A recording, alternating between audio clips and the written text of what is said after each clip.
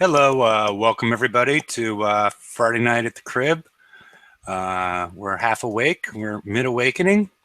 We're joined by the normal crew, plus I guess we'll go left to right on my hangout. We'll go with Inspector Gadget is joining us, So, Dr. Death, Hello. Father George,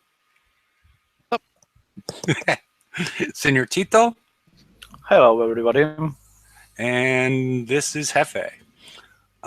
Does anybody have anything to say, not about the raid right now, but anything else before we potentially jump into the slides? Because I know we'll talk plenty about the raid. Can you get Gadget's name right for crying out loud? Insector Gadget. Yes. Well, you mad I called you Father George? No, but you got his name wrong. I mean, hell. Yes, that's true. I'm sorry about that. All right. If we don't have anything besides that, I guess I'll start screen sharing.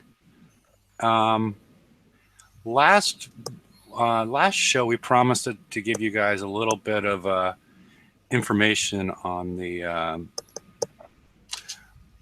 mechanics of the UAV, since it's been so long. And again, everybody, we're going to talk about the raid in a little bit. I'm just afraid it's going to get a little unhinged once we start talking about the raid. And everybody on YouTube that may not be as terribly happy about the raid. Since this is the first time that we've actually seen a UAV and a UAV haul introduced in, about 2 years? Year and a half, 2 years, when we got the D110 and the D100? Yep. I thought it might be useful for everybody. On the left-hand side, I have put a big no sign across penetrating damage, explosive damage, all these damage types, because they don't apply to your UAVs. And also splash does not apply to your UAVs. If you're going to get the Alpha Behemoth, these things will apply if you want to put launchers on them or mortars or scatter guns or whatnot. Then the splash and the corrosive and the damage buffs will apply. But the only thing that's going to apply is what I have the arrows by on the right-hand side will apply if you're going to use UAVs. And it's fairly simple. UAV damage is just what you think it is. Percent increase in damage. Splash, it's a different splash. So if you add a splash special or anything like that, it's not going to impact your UAVs. If you add anything that adds damage, since these are radioactive, if you add atomic targeting, it's not going to impact the damage or accuracy or anything of that nature. Chain count is basically the UAV will go and attack the target, and that's not a chain. Doesn't start chaining until it finds other targets in the area that it can hit within the constraints, and it will only attack that primary target and the secondary, tertiary targets for the swarm time, which is 1 second in this instance, the swarm time cap. And as far as the chaining range, that's how far they can go to look for a secondary, tertiary target. So fairly simple. And I'm just going to run through these real quick. I mean, anybody can comment if you want. I don't know if it's as useful as we've been made to believe, the introduction of the UAVs. I think we should explain a little bit more of the swarm time cap. It's real simple. Your UAVs are going to launch out to a target. They're only going to swarm that target for 1 second. That means you're going to get 5 hits with the new UAV. And then they're either going to go to a new target or they're going to come back to the hole. Yes. It's not like the old UAVs where they would stay on target till it was destroyed. Or they ran out of total swarm time. And their swarm time was much longer at that point before they had the jumps. And range is the same as that we're used to. That's when the UAVs will launch, when something in this instance gets in with a 98 range. And, just like with missiles, if you're running away from them, or torpedoes, if you're running away from them, they'll go further. And also, they'll go further if they're looking for the secondary target when they're chaining. They'll go well beyond the 98. As some people might remember from some of the old base hits when people were using the D100Ss with the, you would get in one little point, and the next thing you know, that thing's hopped all the way across your base. Far exceeding the 98 range that the new generation of UAVs have. Reload time. That's the time. That's how much time between launches of UAVs. It has nothing to do with how the UAV fires, and it is influenced by hull rank. So if you take it from, if you skull it, that reload time will go to 2. So I'll start launching them every 2 seconds. Then we skip all the way down to the bottom. What just Dr. Death explained again. UAV swarm duration, the amount of time that they're going to stay over that target before they either return to base or find a new target to jump to. UAV reload.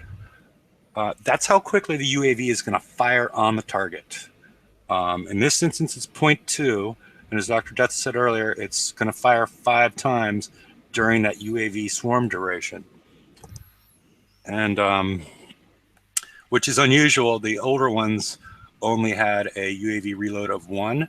And there's nothing you can do at this point in time in the game to increase that reload or decrease the reload, to make it a lower number. Yeah, but besides this 0.2, I think that's the max reload for any weapon in game.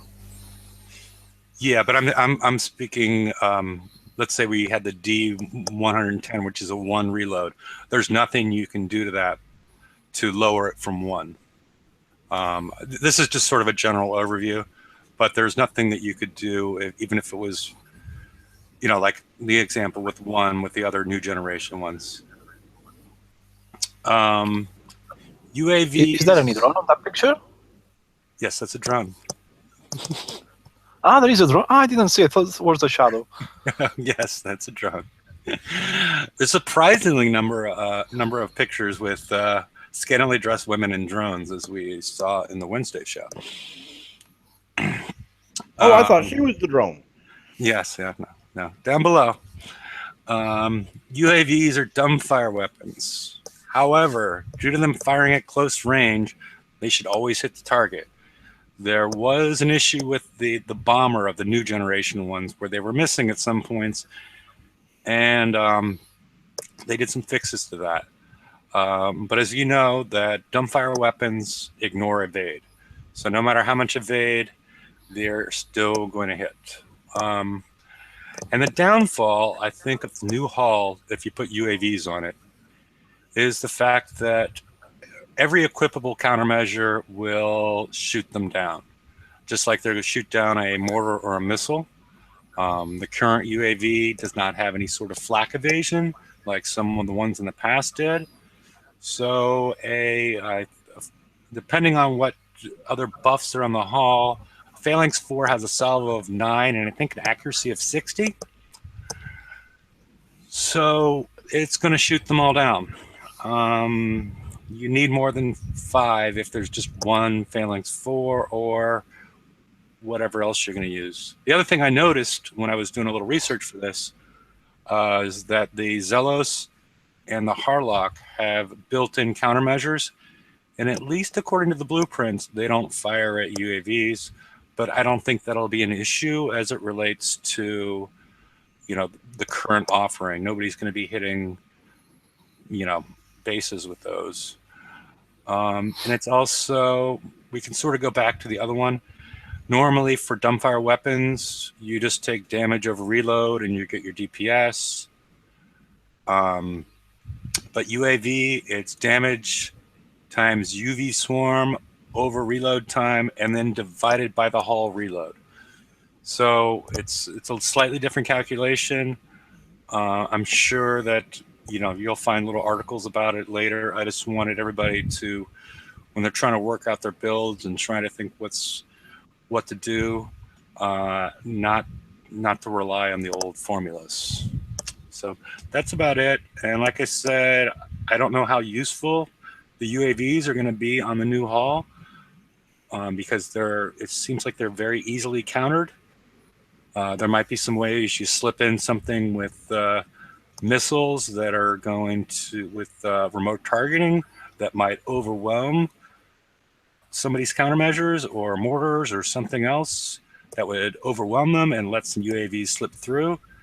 But personally, I think it was a little bit of a mistake to only allow 5 to be equipped per hull, especially at a 98 range, because you're probably only going to be facing one ship at a time. So, one thing that I want to add, because I know I mean, you kind of briefly touched on it, and I want everyone to just be really clear on this. No specials work on UAVs except UAV specific specials. I just want to make that clear, because I know somebody's going to come back and try that, atomic targeting on these things or something. And I just want to make it really clear to everybody, those specials won't work. As far as these on the new hull, I'm not convinced that new hull is meant really to do a lot of damage. I really think it's a support ship in pure essence for the rest of your fleet, or the rest of your defense fleet. The other thing, though, is that a lot of people are still running Harlock Citadels in base defense. So if you have this thing launching at the same time as the Harlock Citadel, what's going to go after what? well, if you have phalanxes versus, if you do have a phalanx, it's of course not going to go after the Harlock Citadel. Right, but you have to the phalanx has to be 100% to shoot them all down. No, that has 9 at 60%. 60% still leaves 40% to miss. 9 versus 5. You only get one shot at it with the phalanx. 9 salvo. 5 UAVs. But the way the mechanics, and someone's just gonna hit your base with a bullseye crew. Right, that's true. Do you know what I mean? But that's assuming that this is something that's going to be like a make or break thing. I don't think that's what it's designed for. No, but you're not listening. I don't think you're listening completely. Phalanx 4 has 9 salvos. You have 5 ships. But you the only mechanic, get one shot. right? You wait once you shoot one time. Once you shoot one time at that UAV, nothing else can shoot at it. Okay, I the phalanx won't shoot again. Yeah. But I'm assuming that more people actually probably have anti-mortars as well. So yeah, it just seems easily defeatable. But that's not the point. That's not the point of the hull. All you really need is a couple of flanks 4 on one of your tanks and a bullseye crew, and you're shooting everything down.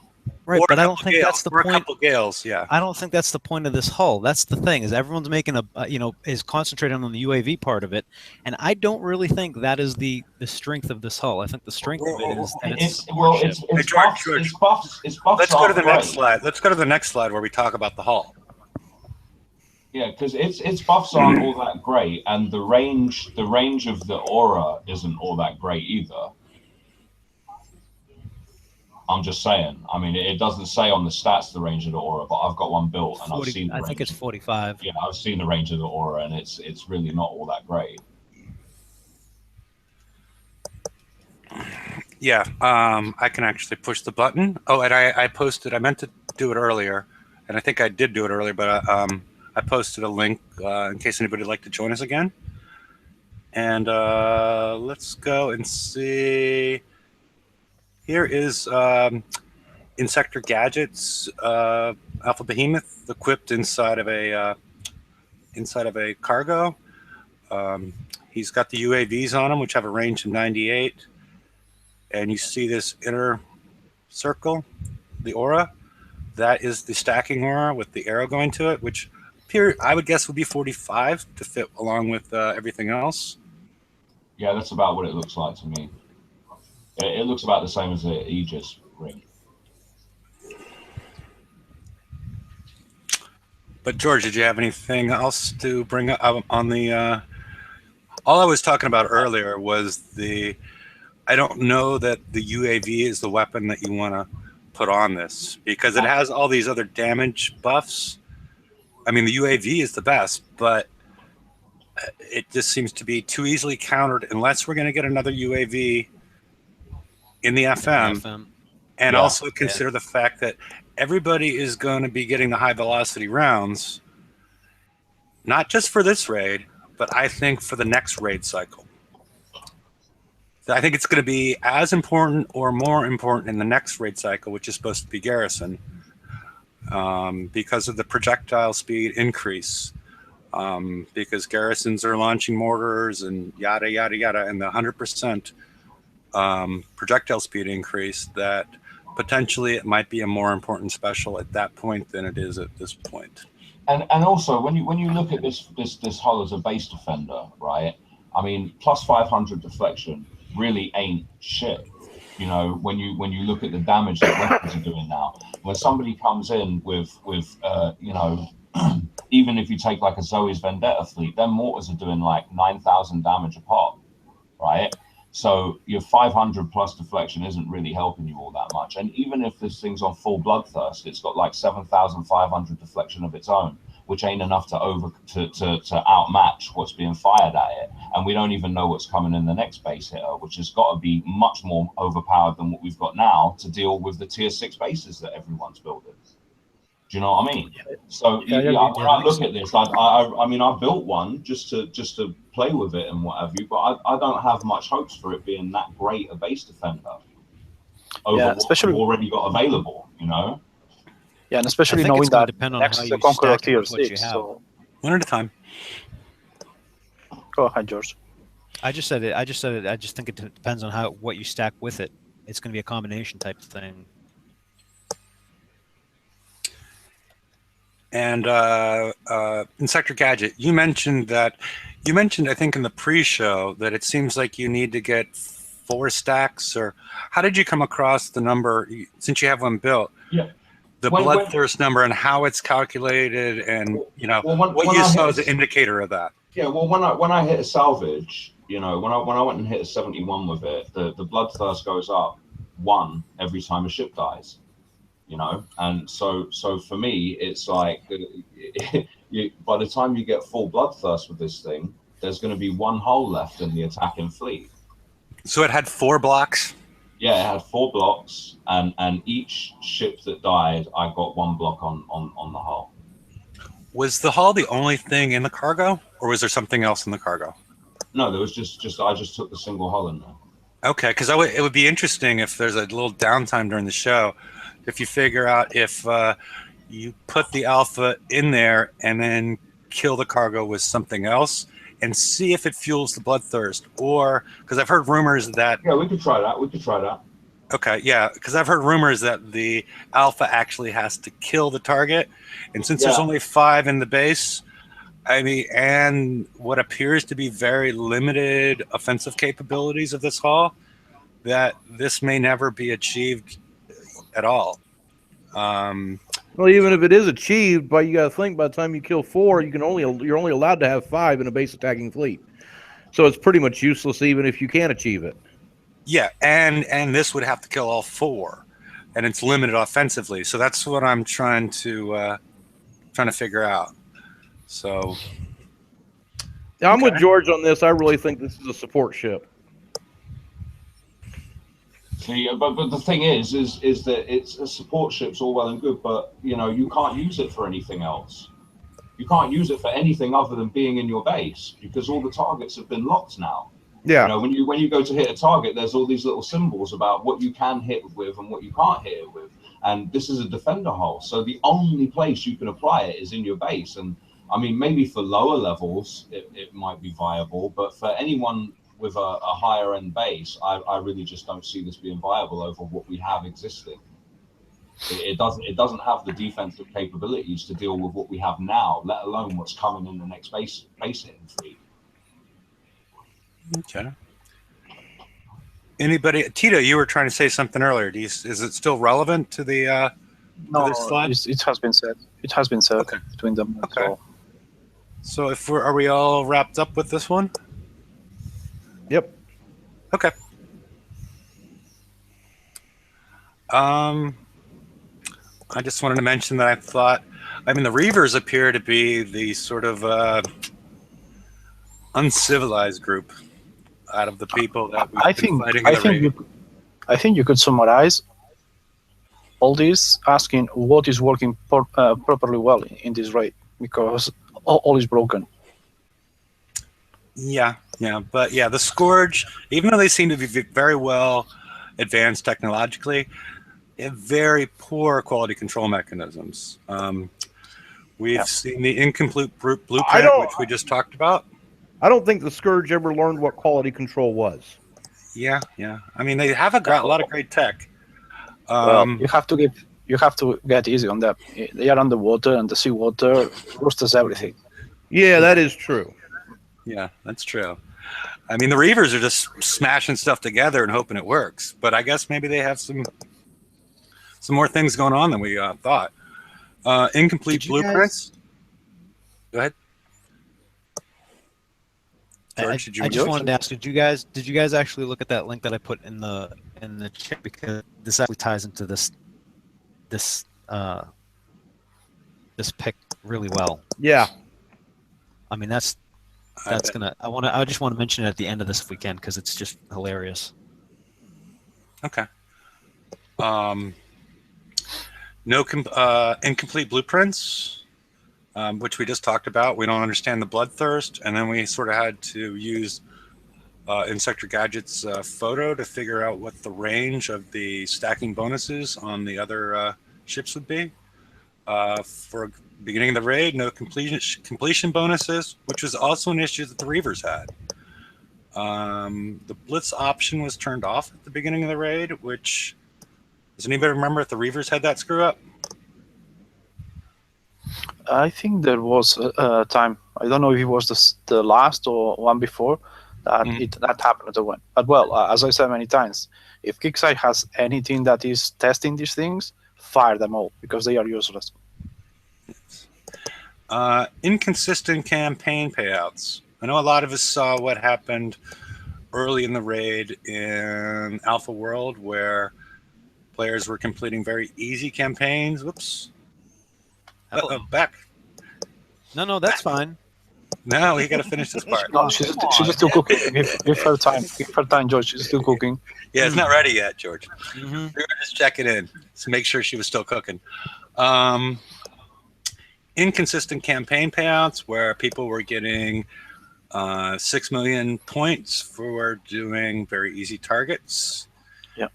And it was gone after an hour or so, I guess. I don't know how long it lasted. The funny part, if you want to get those, next time go to Alpha, because that's the only place where you can have these things. Yeah, I did see a mod post that that's what you should do if you were all butthurt about it. Go to Alpha next time and see what happens. Target points don't match briefing, even in Tier 5. It appears that even in Tier 5, you get 50,000 points lopped off everything. I don't know if it's level limited. I filed a ticket. It's level limited. 71. No, I don't think it's level limited. It's because the 71 pays 1,000 extra, and then 73 and 75 are both 50,000 less. No, I've got an ally mate that's level 79, and he's getting 550,000 out of the 75s.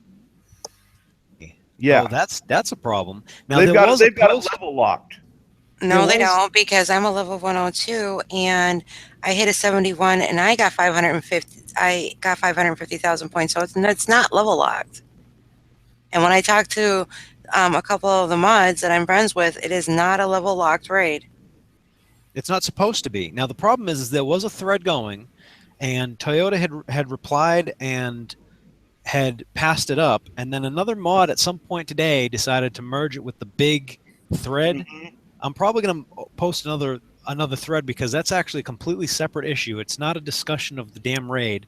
It's a glitch, and it needs to be addressed. I don't know who merged it, and whatever mod it was. Yeah, whatever mod it was, that was freaking stupid, because there was already a mod that was active in the thread. Yeah, that kind of crap has got to stop. That shit has got to stop. The merging's got to stop. They need to come up with something, because if anybody has the forum open, I have the slides open. Could you tell me how many posts there are in that thread? Dude, I don't even know, because I know when I went back to look for that post that I made, because I posted a picture of the 75, I couldn't even find it on my wall. Whoever had merged it had deleted the fucking thread. I could find it though. Good luck. I mean, no, I found it. I found it. I can find it in the thread, but what I'm saying is, when you go to my wall, or you try and find the original posting, it's gone. It's deleted. There's over 40 pages of complaints. And what's the number as far as replies next to it? Hold on, let me refresh it. I mean, some of that stuff should be merged. I have no problem with that, but there's other things that really should not be. This is an absolute glitch because every 10 sets that you're doing, you're losing, 500,000 points. You're losing 132,000 points for every A set you do. I'm only losing 90,000 per A set, so I'm losing 900,000 for every 10. I'm getting. I took screenshots and sent a ticket into Kickstarter. I'm getting 302,000 out of a 71. I'm getting 450,000, or no, I'm getting 499 out of a 75, and I'm getting 399 out of a 73. Yeah, there are actually, there's 53 pages and only 1.6 replies. And that's 2 days of play. 1.6 thousand replies. There's a K next to it? Yep. Okay, 1.6 thousand replies. That's views.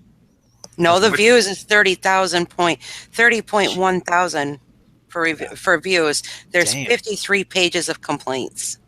What I'm saying is there's 1.6. Okay, we're supposed to go to this for information, and there's 1.6 thousand posts you need to read in order to figure out what's going on in the raid.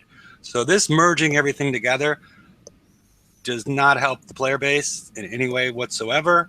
I'm not really sure what the reason is behind it, but having to read through 1.6 thousand replies is not helping anybody. You were talking about the point structures.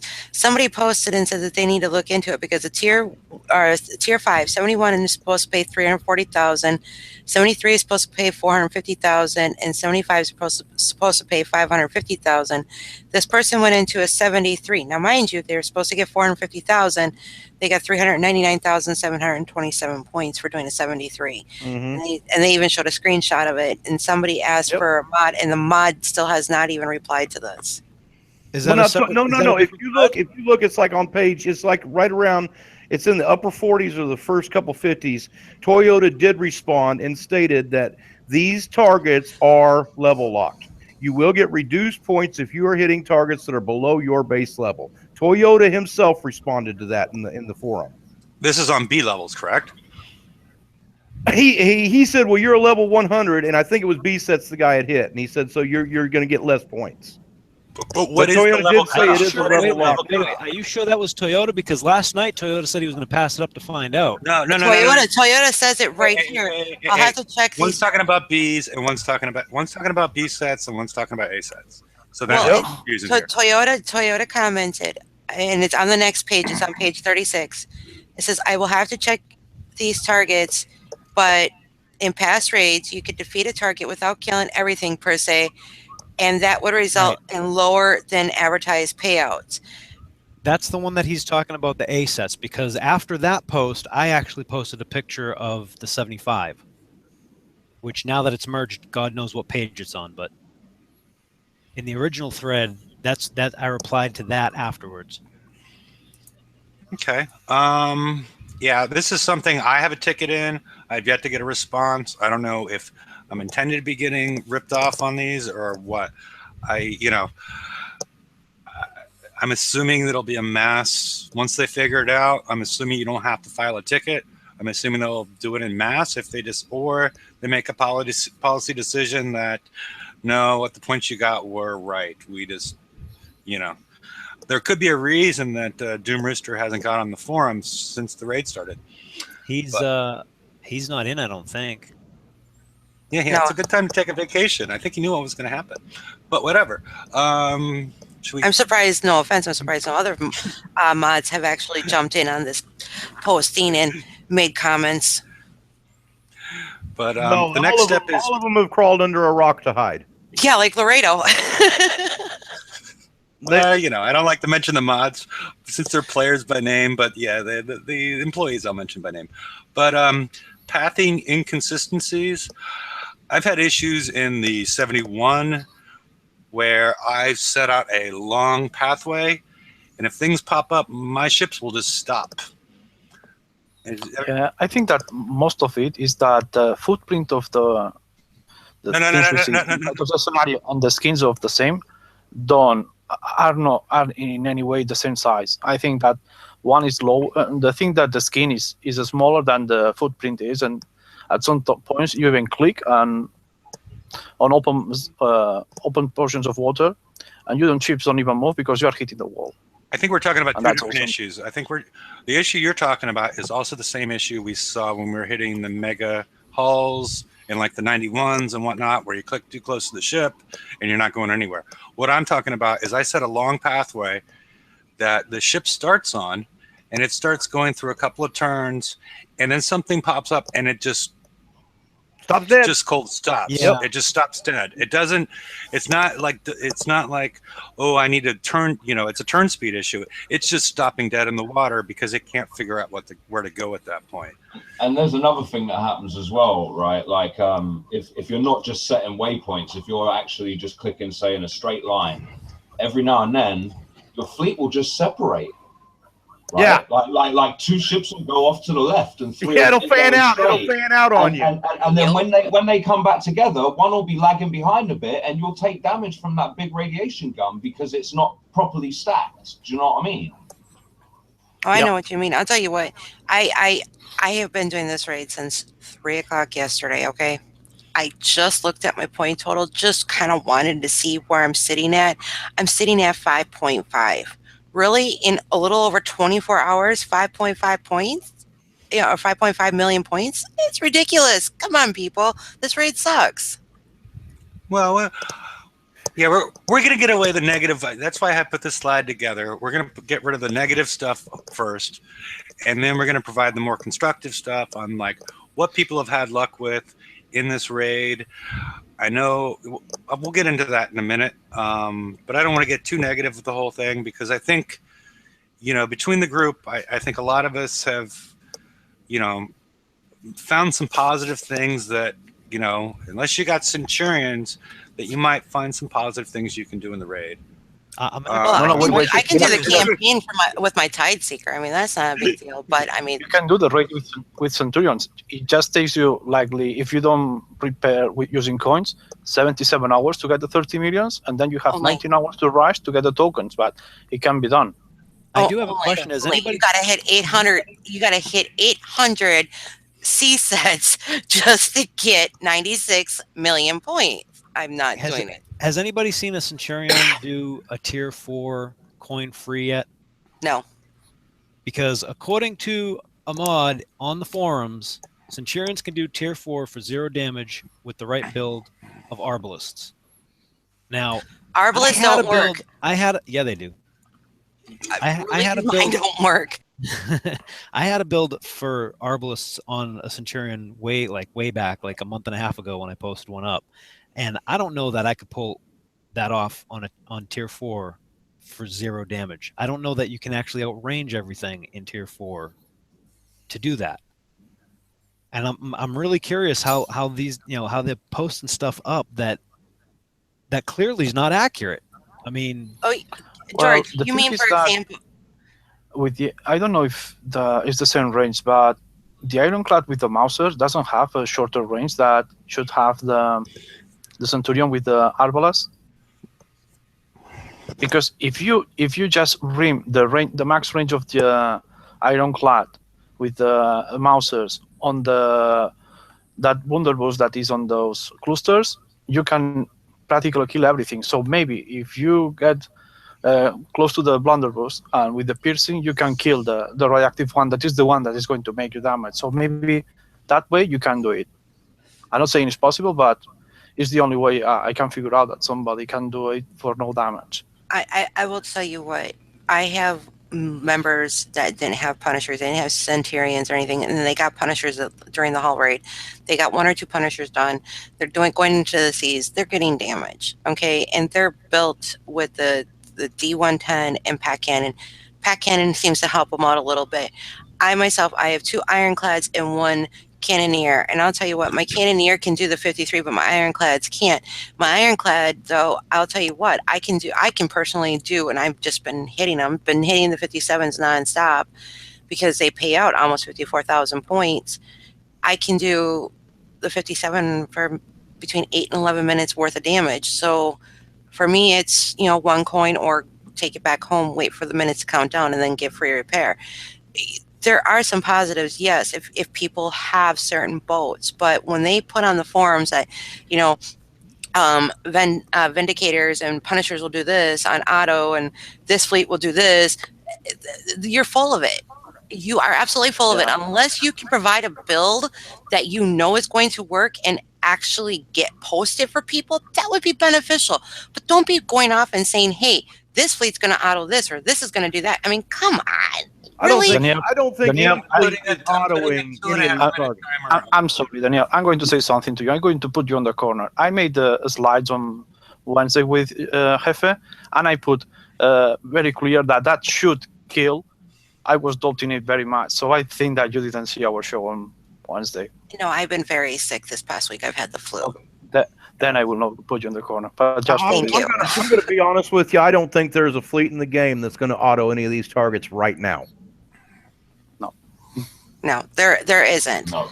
And I mean, after I kill the big gun in the radioactive gun in a 57, I mean, I can press the S button and my two ironclads will do the rest of it on auto. But until you get that radioactive cannon gun, you're not doing it on auto because you're going to lose your fleet rather fast. Okay, well let's move on, and we'll talk more about the raid as far as like solutions people have found and things of that nature in a second. Let's just finish this one up because the other one has a better picture, I think everybody thought. Yeah, I did. Okay. The time limit prize offers were delayed. You were doubting it, Jefe? What? You were doubting that George didn't see that picture? Well, you know, I knew I was just trying to push everybody along a little bit. Yeah. Time limited prizes was delayed. It appears that they're, from what I can tell, they're only available in the lock store, which is interesting, especially considering when they were supposed to run for the first 2 days and being in the lock store. But This shit again, anyway.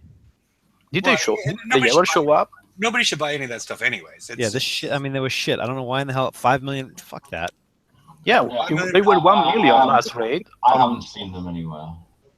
But I haven't seen them yet. Look at Gadget. Look in the lock store, and you'll see them. Oh, dude, don't even bother. I've looked in the lock store, and all I have is shards. There's no other prizes. Did you unlock it? You've unlocked it, right? Yeah, I've unlocked. Dude, I've got like 130 something million points. Okay, I have it in my store, but I don't know what's going on. And no badges for people that like Gadget or whoever that got their Harlock Cannoneer. Yeah, I couldn't sleep yesterday night when I got the Harlock Cannoneer and didn't get the badge. Yeah. Oh, yeah. Tito. Yeah, Tito's not gonna sleep tonight, everybody. So, no, I haven't been sleeping 2 days. Yeah. Feel free to Facebook message him at any point at night, day, whenever. He's not sleeping because of this, so just feel free. And please don't complain on the forums or anywhere else about what we've talked about, or the raid briefing may go the way of the whip. Just so everybody knows, don't complain on the forums, even though there's, what do we hear, 1.4 thousand complaints. Yeah, just please stop, or else we won't get raid briefings anymore, no matter how useful they may or may not be. I wonder if this is like the biggest one that they've had. I know. I think that we should look back to the original Scourge. That would be interesting. I'm kind of curious. Yeah. I think before this raid's over, we're going to be close. I mean, this is just, and especially if they merge. Or so many people have, and if you look at as a ratio of active players, because I look at my point standing at this point and where I am globally, and it's like, wow, I'm that high. I shouldn't be that high at all, and it actually worries me that I'm that high in the global standings, and I'm using one Cannoneer. I mean, I can hit the 71s and the 73s for instant repair, but I haven't been spending that much time on it. But yeah, I'm using one cannon. I'm using one ship on the A sets, and I'm like 3,000 in the global. That's not normally where this is. Yeah, I mean, I haven't really played. I've been busy the last. I'm usually a lot higher than I am now. Granted, I'm not merking right now, and I don't know that I'm actually going to bother because it's such a pain in the ass. I'm at, I think, just under 40 million, and I'm at 1,500, 1,600, Mm-hmm. which it's kind of like depressing a little bit, I think. I don't know. Well, and here's the thing, last time we had a raid go this bad, and I mean really go this bad to where the participation was this low.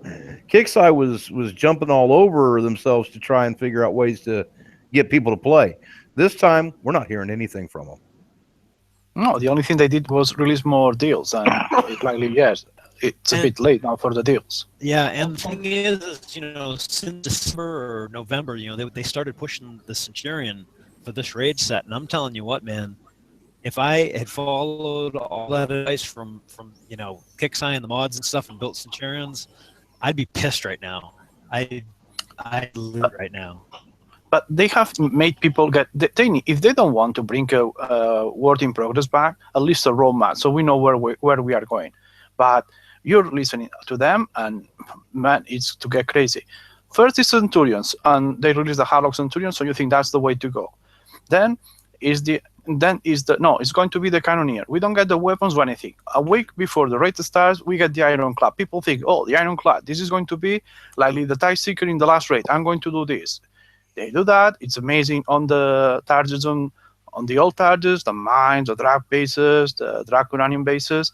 But I tested that on the preview on Friday, and I tell you, if you want to use Ironclads in this raid, you can start to put the Millennium weapon and also put the high velocity rounds. It's the only way I made some use of them hitting the tier 5. If not, forget it. Is what I can sell.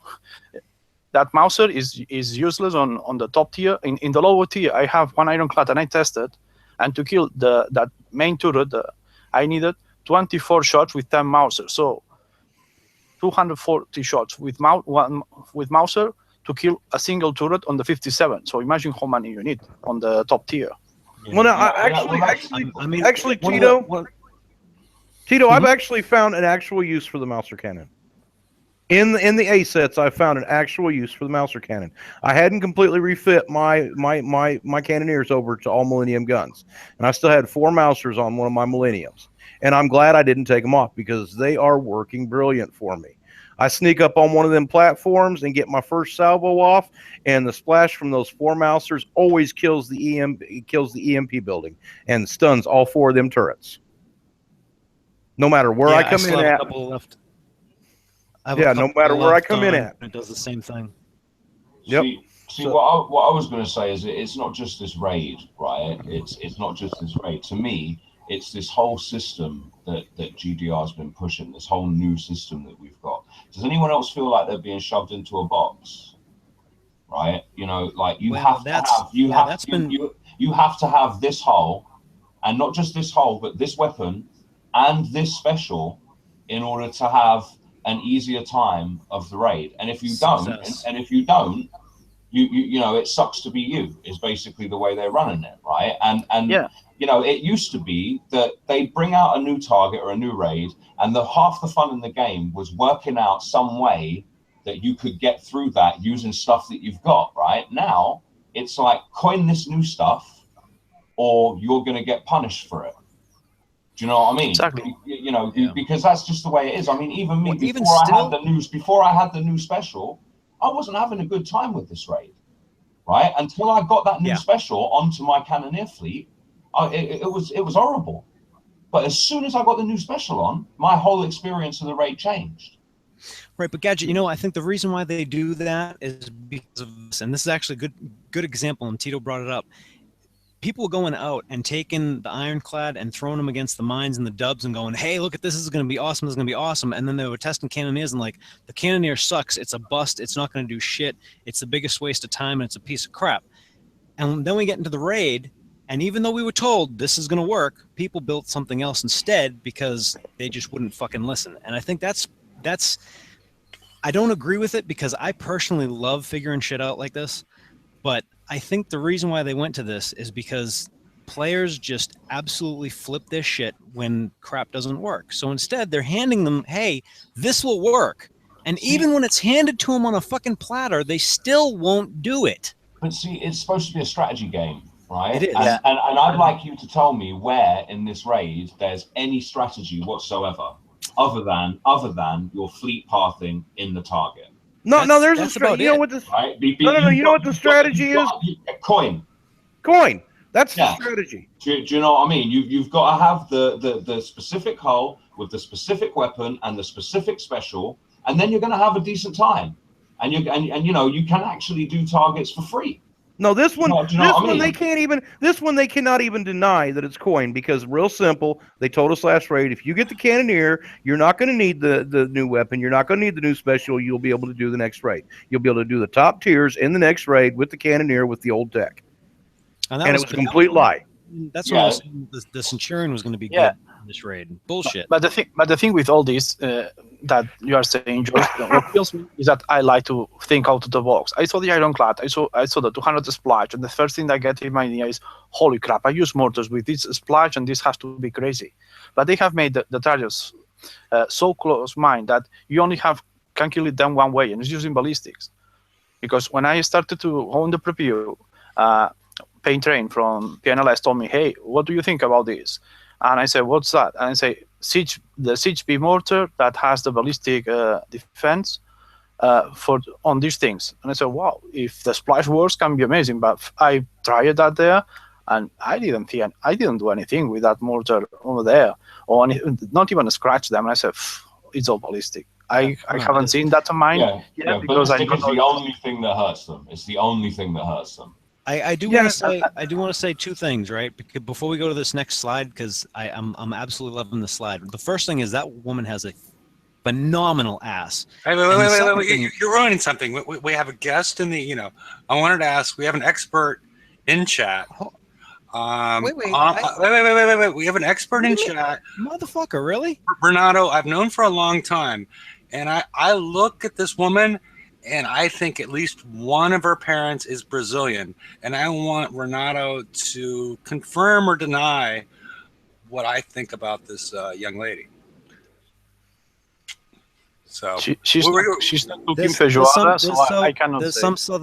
There's some South American, but that's a phenomenal ass. Anyway, I actually want to read this. I want to read this reply. No.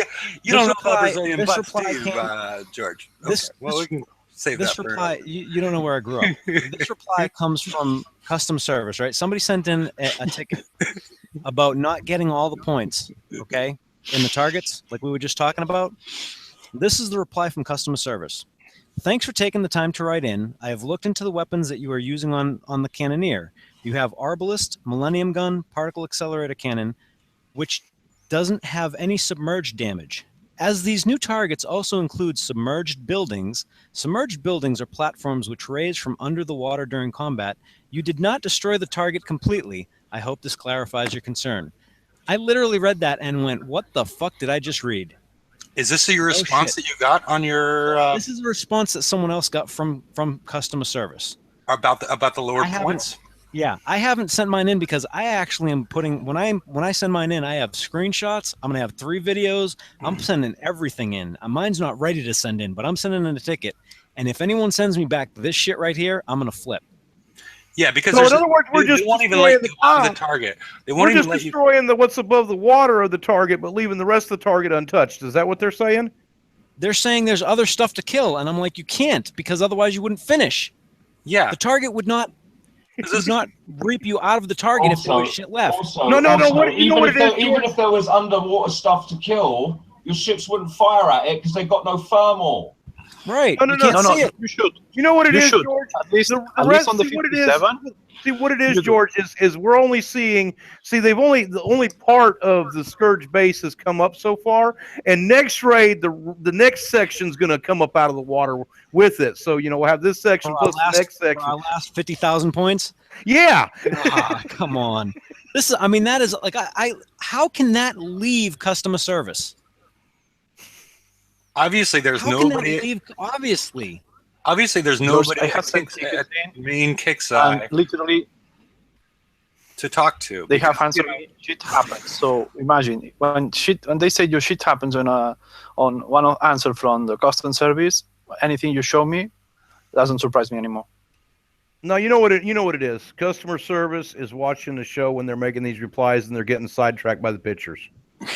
That's a possibility. But I mean, customer service is located in Portland, Oregon. The rest of Kixeye is in San Francisco. And from what I'm hearing and seeing, it doesn't appear to be that a lot of the game representatives are available for them to talk to. So they could just be pulling shit out of their ass, so to speak. I don't care if they're not on out of hers, I mean, not out of hers, but out of somebody else's or their own. I've read that thing and I just cannot believe that was a response. That you just didn't finish the target. Well then, bitch, why are you letting me out of the target? Renato keeps on asking you if you think that's real, the response that you're seeing. I haven't seen it. I'm not sure. Is it written crayon or anything like that? Ren doesn't. No, it's a screenshot. It's a screenshot of somebody's phone. Get from one of the things. It's on the TFC page. Yeah. Yeah. They took a screenshot of the reply, is what they did. Yeah. I mean, So, I'll find out when I get my response. I mean, we'll find out for sure. By then, this got forwarded to a couple of people. So hopefully, by the time I send my ticket in, I won't be getting that. Yeah. I would hope I don't get that either. But let's go through what's actually on the left-hand side of the slide a little bit. There's a left hand to the slide? Yeah. I just added it a minute or two ago, George. You didn't miss it earlier. I need the full DPS version of this thing too sent to me, by the way. That's gonna be my new background. You want the blueprint, you mean? Yeah, the blueprint. Yeah, it comes in multiple parts, but I'm not sure how you put it together. But I know how to put it together. Okay, we'll leave that up to you. Finally, some creativity in the game. But as far as personally, above this line is what I'm dealing with. I have 3 hulls. I have 6+ Millennium guns per ship. I had siege battering and siege targeting to start it. Now I have high velocity rounds. The issue is I don't have hulls of equal rank. So personally, what I've been doing is hitting the 71 and 73 with a single ship at a time. I'm too scared to do the 75 with a single ship. Tomorrow I might have 2 ships to do it. But, I can do those 71 and 73 and stock on the crap out of them and doing them for instant damage. But what I'm trying to come up with the people in the group and the people in chat is for other people to learn from. What do you think in this raid you need to be able to do the A sets with as far as the Cannoneer goes? I put the first one is, and we're going to have some screenshots of builds, gadgets, and Dr. Death in the next slide. But, the top one I consider sort of your basic build if you're somewhat close to it. I mean, the real bugaboo is getting hulls of equal rank if you don't have them at this point, unless you want to spend money on the specials or on the limited time offers, because you can't coin rank unless you're an Iraqi, unless you're Arabian Sheik or, from some country where money doesn't matter. You can't just coin rank because the turn speed is way off on them. And then the second one is Cannoneer Prime, which is something where you can go through and hit. Hi, Brian. Hello. Hey, Brian. Hey, Brian. Did you have a hot date? No, I had a car that wouldn't start. He had a hot date. She's now dead in the other closet, remember? Yeah, she's in the right-hand closet. Yeah, I think right they don't find which is the door to get into the room. That's the problem. In the after show, can you introduce her to her? Anyway. But and then the bottom one is somebody that's doing the A sets for 1 coin, 2 coins or less. and is doing very well and prepping for Abudia. And we'll talk about the Ironclad later because I have my whole theory on what's going on with the Ironclads and why they're failing at this point. Well, I started out with, I guess I'm in Cannoneer Prime, but I started out with 4 hulls. They had a whole mix of different weapons on them, and they were all of equal rank because I actually got the full hulls, all of that, and ranked coin free. I'd saved tokens going into the last raid, got the Cannoneer first day and started building them, and then I ranked them behind a blank couple of Vanquishes. And then I ground targets to get the points to get the special and some tokens, and I was refitting one at a time. And I was hitting targets in between, and you could see the difference that special made in hitting the targets. It made it much, much easier. If you could drive and do them with or without that special, you'll still be able to do it, but it makes it so much easier and lets you avoid damage easier because you're getting the target done much quicker. Okay. Cannoneer Prime is, I guess, the way to, that's the easy way to do it. And you still, I'm driving sloppy as hell because of certain things, and I'm still, well under 1 coin for an A set. And Dr. Death and Gadget, we'll talk about your builds later with just generalities. And then I actually, Brian hasn't said enough at this point. Brian doesn't have the Millennium. second bullet in either one of these, and I'm curious how he's eating by or how he's doing. Yeah, it's really weird because the fleet I have now, like I built the Millennium, I got 4 skulls on the VXP weekend from saved FM tokens and raid tokens, didn't spend any money. The first one actually has 3 Arbalests in D110. The rest have 3 Mousers in a D110 and speed cannons, which it turns out don't matter. 2 have agility system 4, 2 have siege targeting 3.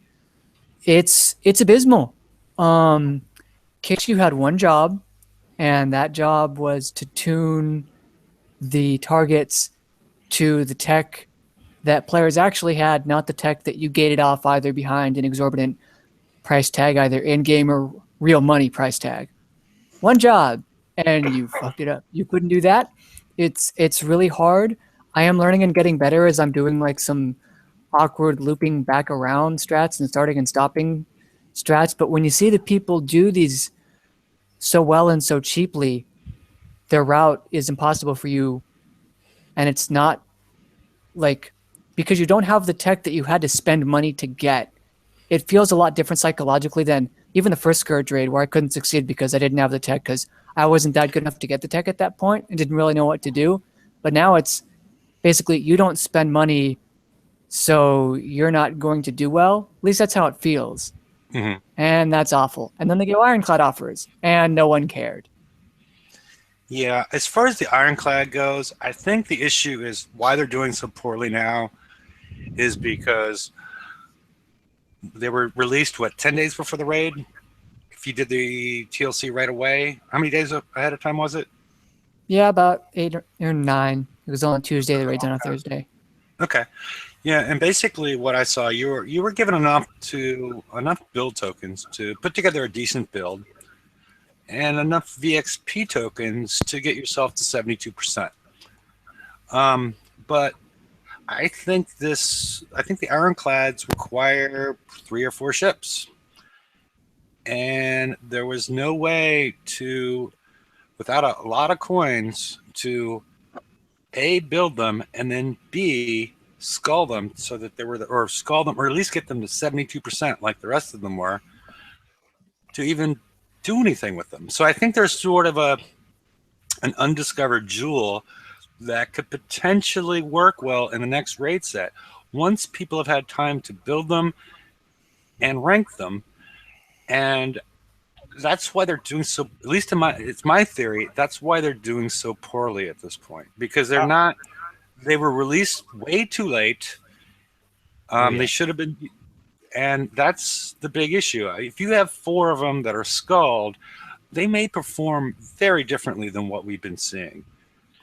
But it's also crap that they only gave you tokens for 1. because with the Tie Seeker they gave you tokens or two, and taking care whole day they gave the release of the blueprint. They should have done better, but I think that's something that doesn't get into their vocabulary or in their skills. So I have a quick theory. Oh, go ahead. Okay, I have a quick theory about this. So I took an Ironclad into 71, and I can do 2 71s with 1 ship, 8 Mausers, 68%, and a Highlanders.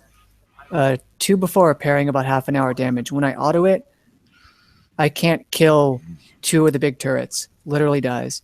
And I'm thinking that the A set this particular raid might have been tougher to balance for the fact that there was no S set.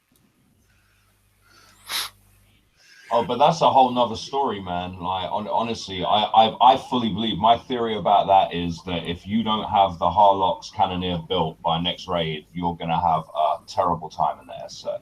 I agree. I agree. That's what I think is going to happen, and you're going to be stuck doing A's again. Unfortunately, because Kixeye doesn't matter. Kixeye is basing the game off of whatever the top tech is. I don't care what they say, and they keep trying to say they're not, but every raid we've seen it, if you don't have the top tech, you're not going to perform well. Except for they thought they were going to perform better on this raid. So I don't know that it's going to be the next raid where you see that or the following raid, because right now I think Kixeye is underperforming based on what I've seen on the leaderboards, and I don't think a lot of people are going to be getting that. And with the 13 plus day build time just for the haul, you're going to have to coin. You know, I know you guys had tokens saved up and you got it the first day. I'm just saying, for normal players to win that, build that, and rank that, it's not worth it to them. Well, they've already proven that they don't care, though, because the tech for this raid was behind a paywall. Literally, there's only one way you can get that tech before the raid, and that was to pay $10. So they've already shown that they don't care about, you know, oh, people can't get it. Well, that's too bad. You're gonna have to. You can blank out the Harlock Cannoneer, park it in a corner, and if I remember right, the effect still counts. You won't get the stack for the ship, but it still works. Yeah. Yeah, if you're running a macro. And but here's all I'm going to say to that whole theory, okay? We got to go back 2 raid cycles, all right? They came out with the Apollos. During 12 days before the 3rd raid of the Apollo series, they dropped a TLC and gave us the Apollo flagship. All right. Everybody said, oh, Lord, you know, if I build this, it's only going to be good for 1 raid. I'm not going to build this. So many people passed it up. And then look what happened that next raid. If you didn't have the Apollo flagship, you were just dead in the water in an elite set. Yeah, that was raid 4. That was raid 4. I did okay. I mean, it was costing me more coin. It was costing me a little less than double of what someone with Zoe did. And again, though, you only really George, that one raid. Are you saying that, but you only use the Apollos, or you use it mixes of defenders first with Rhinos behind, kill the fleets, and then use the Apollos for the rest? In the Apollo raid, it was straight up 4 Apollos. That's all I ran. It was actually the build that I had worked with Gadget on before, with the 262 build. I can confirm I was still running the 2 blades, 6 switchblades, and 2 phalanxes. But how much cheaper? It was still only necessary for 1 go. But George, you have to admit, even how much easier and cheaper was it for the people that got the flagship versus the people who didn't? No, it was. Of course it was. Yeah, it was a lot cheaper for the people that did the Zoe, and I wasn't happy about it. But fuck, I could still do it. But the point is you only needed the Zoe for that one purpose, that one raid. That was it. Yep. And after that, it's totally useless, which is why a lot of people like me refuse to spend the build time building it. Unless you're doing the only thing it's really useful for now is the 91s, and I can do 91s with 3 Apollos with blades and 2 phalanx and a Grimshine's Wrath for the missile buffs, and I auto them, and I could go out and fill up and then repair overnight with that fleet, no problem. So I don't. Yeah, I mean, I do the same. I just auto the 91s. I still haven't built a Zoe. Yeah, George talked me into autoing them about a week ago, and then I finally tried it because I didn't think it was going to work. I mean, I thought that was going to stop short, and then all the ice patches and whatnot. And I have 1 Apollo or 1 Zoe and 3 Apollos, And once I bring it back to my base, if I repair them individually, I have less than 4 minutes and 30 seconds to repair autoing. See that? That's how it works.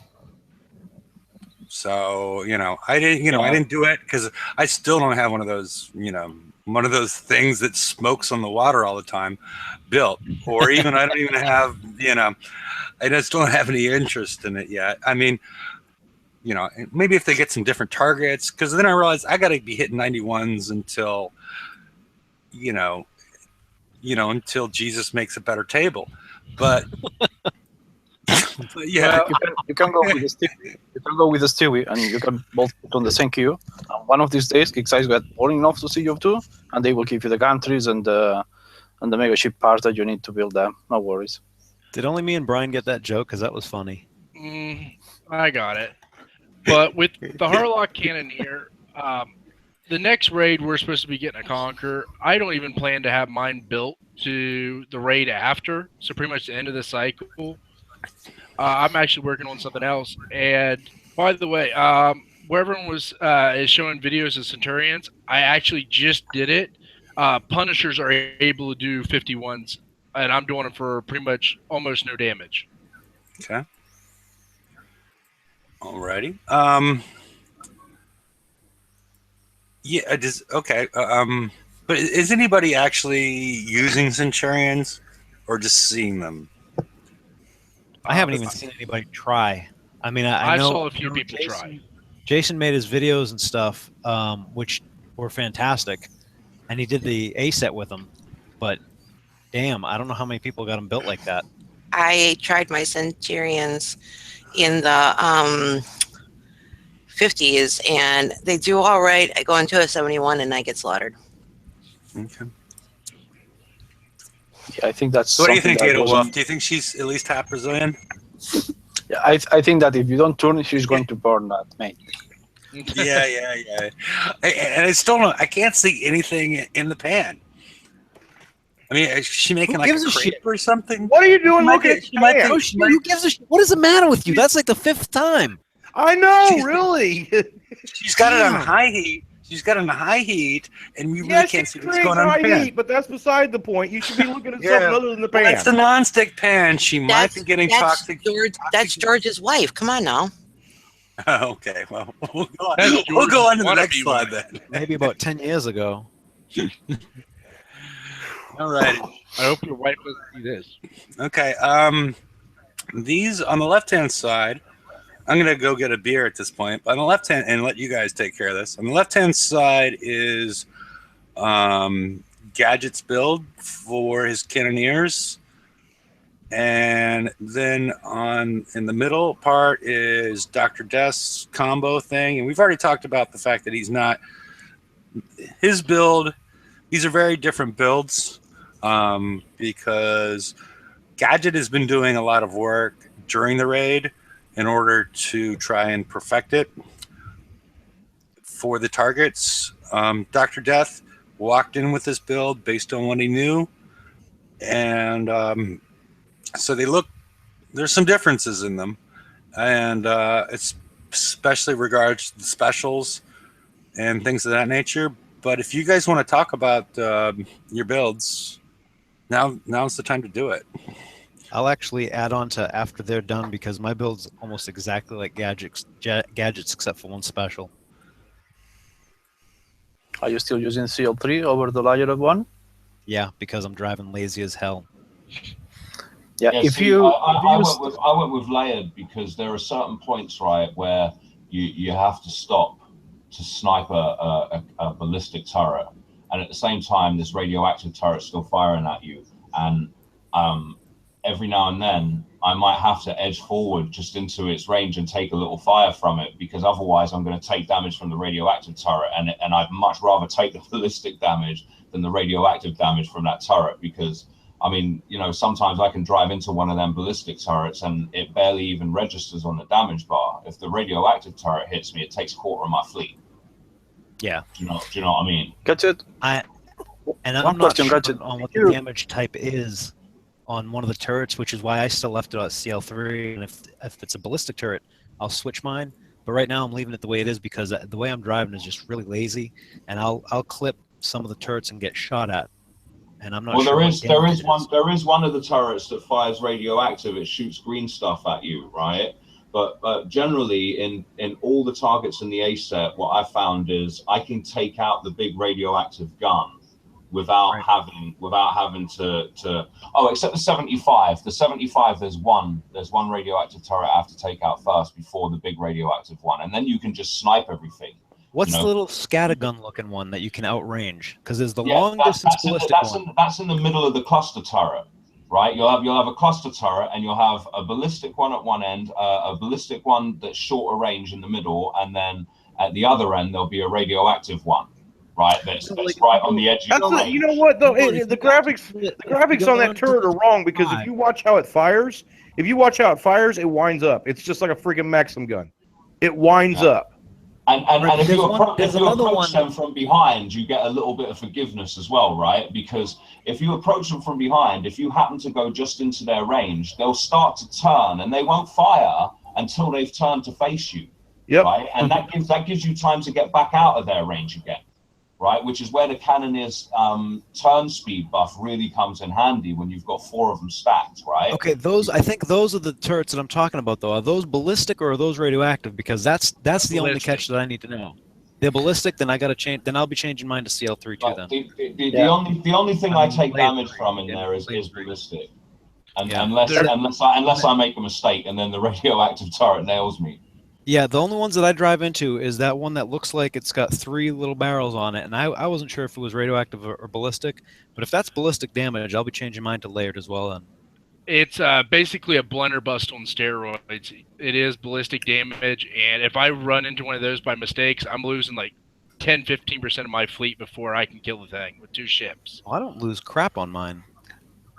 Yeah, but that's it. One question: armor. Did you change to the layered armor in the raid, or you were using layered armor from the beginning?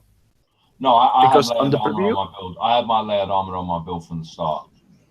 The only thing I had to refit during the raid on this build was the high velocity rounds. I left that special blank because I knew I was going to be putting that on there, and I basically, once they sorted out the blitz targets, I hit the blitz target and blitzed 6 million points to get the high velocity rounds, and then I coined it onto my fleet, and my whole raid experience got great. Filthy coiner, you.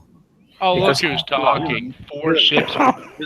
Nearly. You can use the tokens if you want, and you can refit using 8 coins only. Because I used it at the start of the preview, the CL3, and then changed it to the layered armor, and it was changing a lot the damage. I think I took 1 hour less just from that change. Hold on, wait, Nines. What do you mean? What do you mean? Look who's talking? Because I sure shit wasn't going. I'm joking with you. I was gonna say, man. Now here's what I did. I got my Cannoneers, and I built them with an assortment of weapons, and the specials that are on there are the specials I started them with when I started building them after last raid.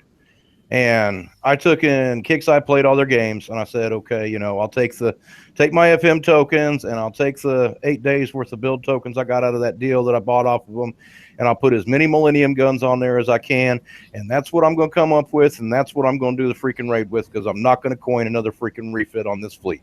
I was pissed off at Kixeye. Now, with this build, I was really shocked. I was expecting that I was going to have some high repair costs. But I'm going in there and I am just ripping apart the target.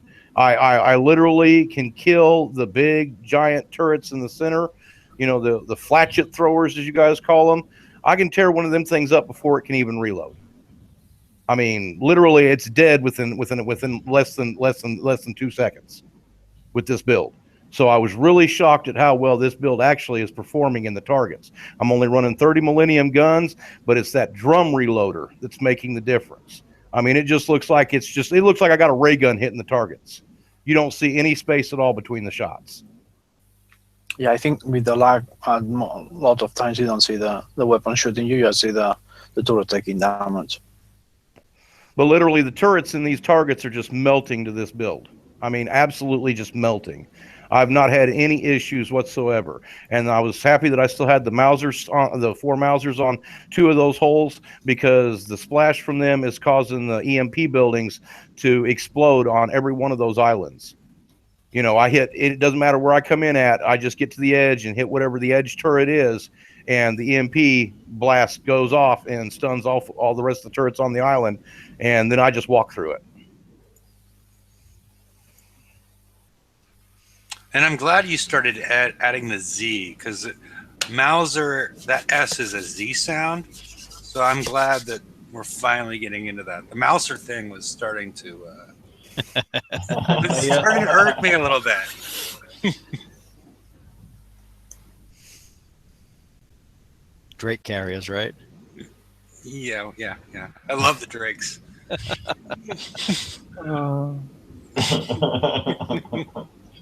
Well, I'm gonna stop. I need to continue a build, so I'm gonna stop screen sharing for a second, and let us go open conversation on whatever anybody would like to talk about, because I need to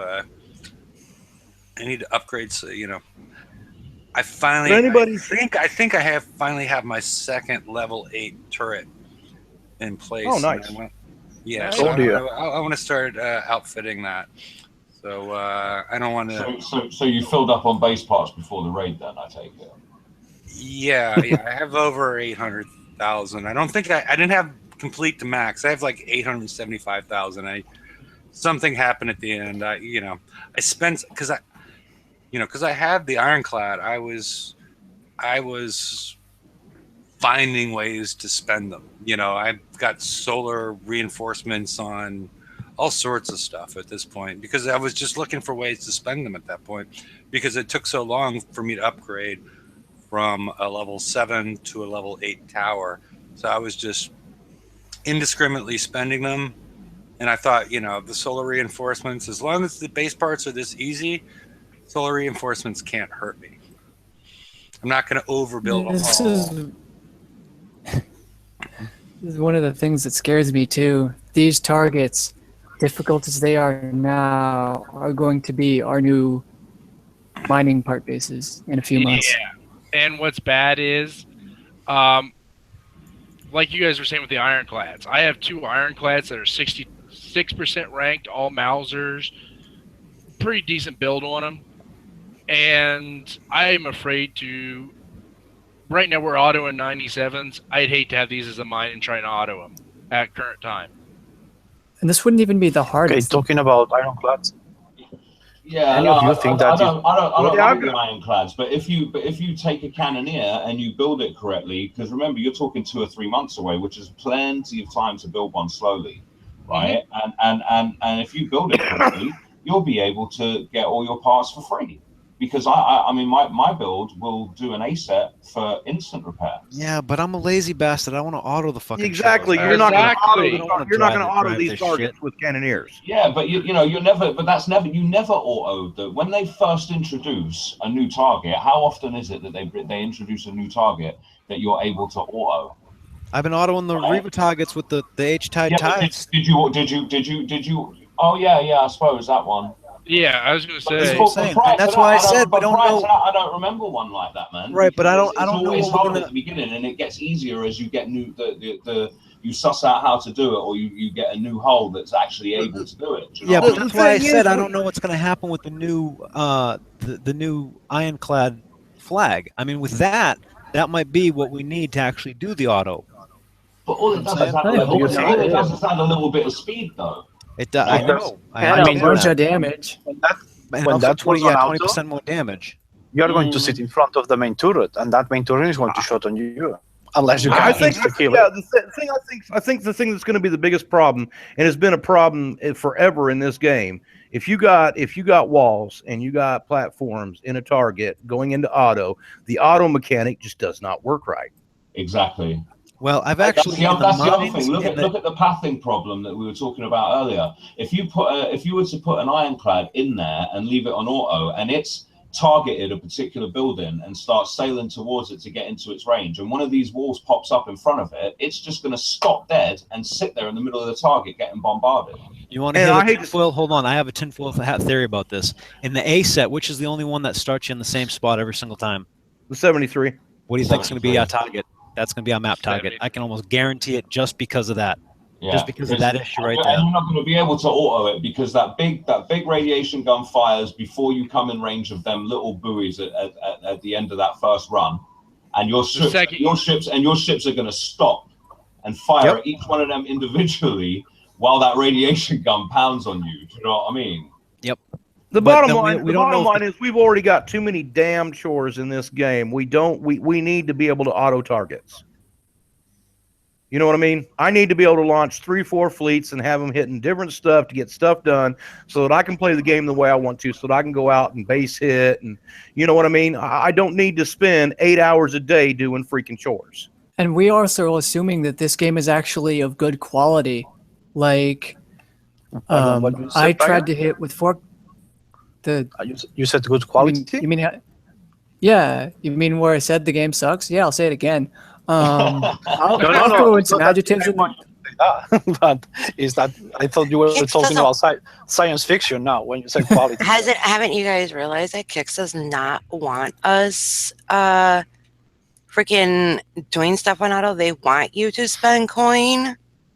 Hello? Well, theoretically, you take more damage on auto. Yeah, I was going to say. They sell you the stuff likely for autoing, likely the TIE Seeker for last raid, or the Ironclad for this raid. They are sell to you. You can auto tier 4 with this. So yes. But here's the thing. I've had 2 Ironclads built. Mm-hmm. They don't have any armor, and like I said, I've been just doing nothing but hitting the 57s, and I'm getting it for 8 to 11 minutes of damage. I personally am not going to complain. I get almost 54,000 each time. You know, I'm glad. That's going to take you a long time to claim though the top tier prizes. I'm not going to get the top things. Are you insane? And are you driving those targets? You're being reasonable. There's no place for that in Battle Pirates. I make certain I get the top. I get everything. I don't leave a prize unclaimed. Okay, in what world are you in? Because then you can come and do my raid for me. Oh, I'll tell you what, I've only got 80 million points so far, and I have 5.5. I haven't claimed a bonus yet. I have not claimed a bonus. I've already carried 6 different people completely through their raid to get what they wanted out of the raid. Okay, I've got 3 more people I'm doing later on tonight. I've got 4 other people that are asking me for help tomorrow, and that's the way my whole raid's going to be. I already stated this last show. I'm doing anybody that's around me that's a friend of mine. They're getting their raid done for free because Kixeye pissed me the hell off. And they're not going to spend their coins on this stupid-ass game when Kixeye's pulling this stupid-ass shit. I put money on the game 2 months ago. I haven't loaded another coin since, and I've got plenty of coins to make certain that all my friends, all my alliance, all get their raid for free, and not a one of them's going to spend a damn coin on this fucking raid. Well, do me a favor. Come and do mine because you know something? This raid has pissed me off so much it's not even funny. You just don't understand. I knew I should have jumped to you, Dr. Death. I have put so much money into this freaking game and I can't do shit because why? Every time I get down the right path, you know, we're told, oh, this is going to be a siege raid. This is what you need to protect against. I do it. I get my stats up there and Kix has to turn around and say, hey, no. This is what you need to do. Oh, well, now you need to coin even more. No, see, they pissed me off when they did that. They just absolutely pissed me off the way they've done things these last 2 months. Yep, I mean, I have actually flipped my lid and I said, I put it out. I put it out to I sent messages out to all my Facebook friends. Y'all better jump to me. I told every member of my alliance, you better be on this raid. I said, you will get the Cannoneer if you don't have it. You'll get the Alpha if you don't have it. I got 4 people that I've already won the Harlock Cannoneer for. I'm just doing it. I don't care. I go in. I'm spending less than 5 minutes to do an A set. Boom, boom, boom. You better be lined up to grab that one buoy that I'm leaving in each of those targets because you're going to get the bonus, and then I'm on to the next, and I'm not stopping. You know, and if you ain't following behind me, oh, well, I don't care, but I'm going to keep on rocking. And that's how I've done the whole freaking raid so far. I'll tell you what, all I want out of this, I don't even care about the behemoth because something that's going to become useless in a month or so. There's people that want it though, so I said, fuck it, they can have it. I don't care. All I want out of this, what I really want out of this, I don't care about the ship build tokens. I don't care about the freaking the what? Oh my god, I can't even think. The things for the ghost crawler shards. I don't care about the shards. What I want is the Horlock Ironclad. That is what I want. Why? Why do you want the Ironclad? I don't think that is going to help you, because that thing only gives you speed. Nothing. No, I think you know what though, Tito. I think the Harlock's Ironclad. I think that's going to be a hidden gem this raid. I'll be honest with you. I think that's going to be you get that speed, and that speed is going to make all the difference in the world for being able to stay ahead of that flatchet thrower.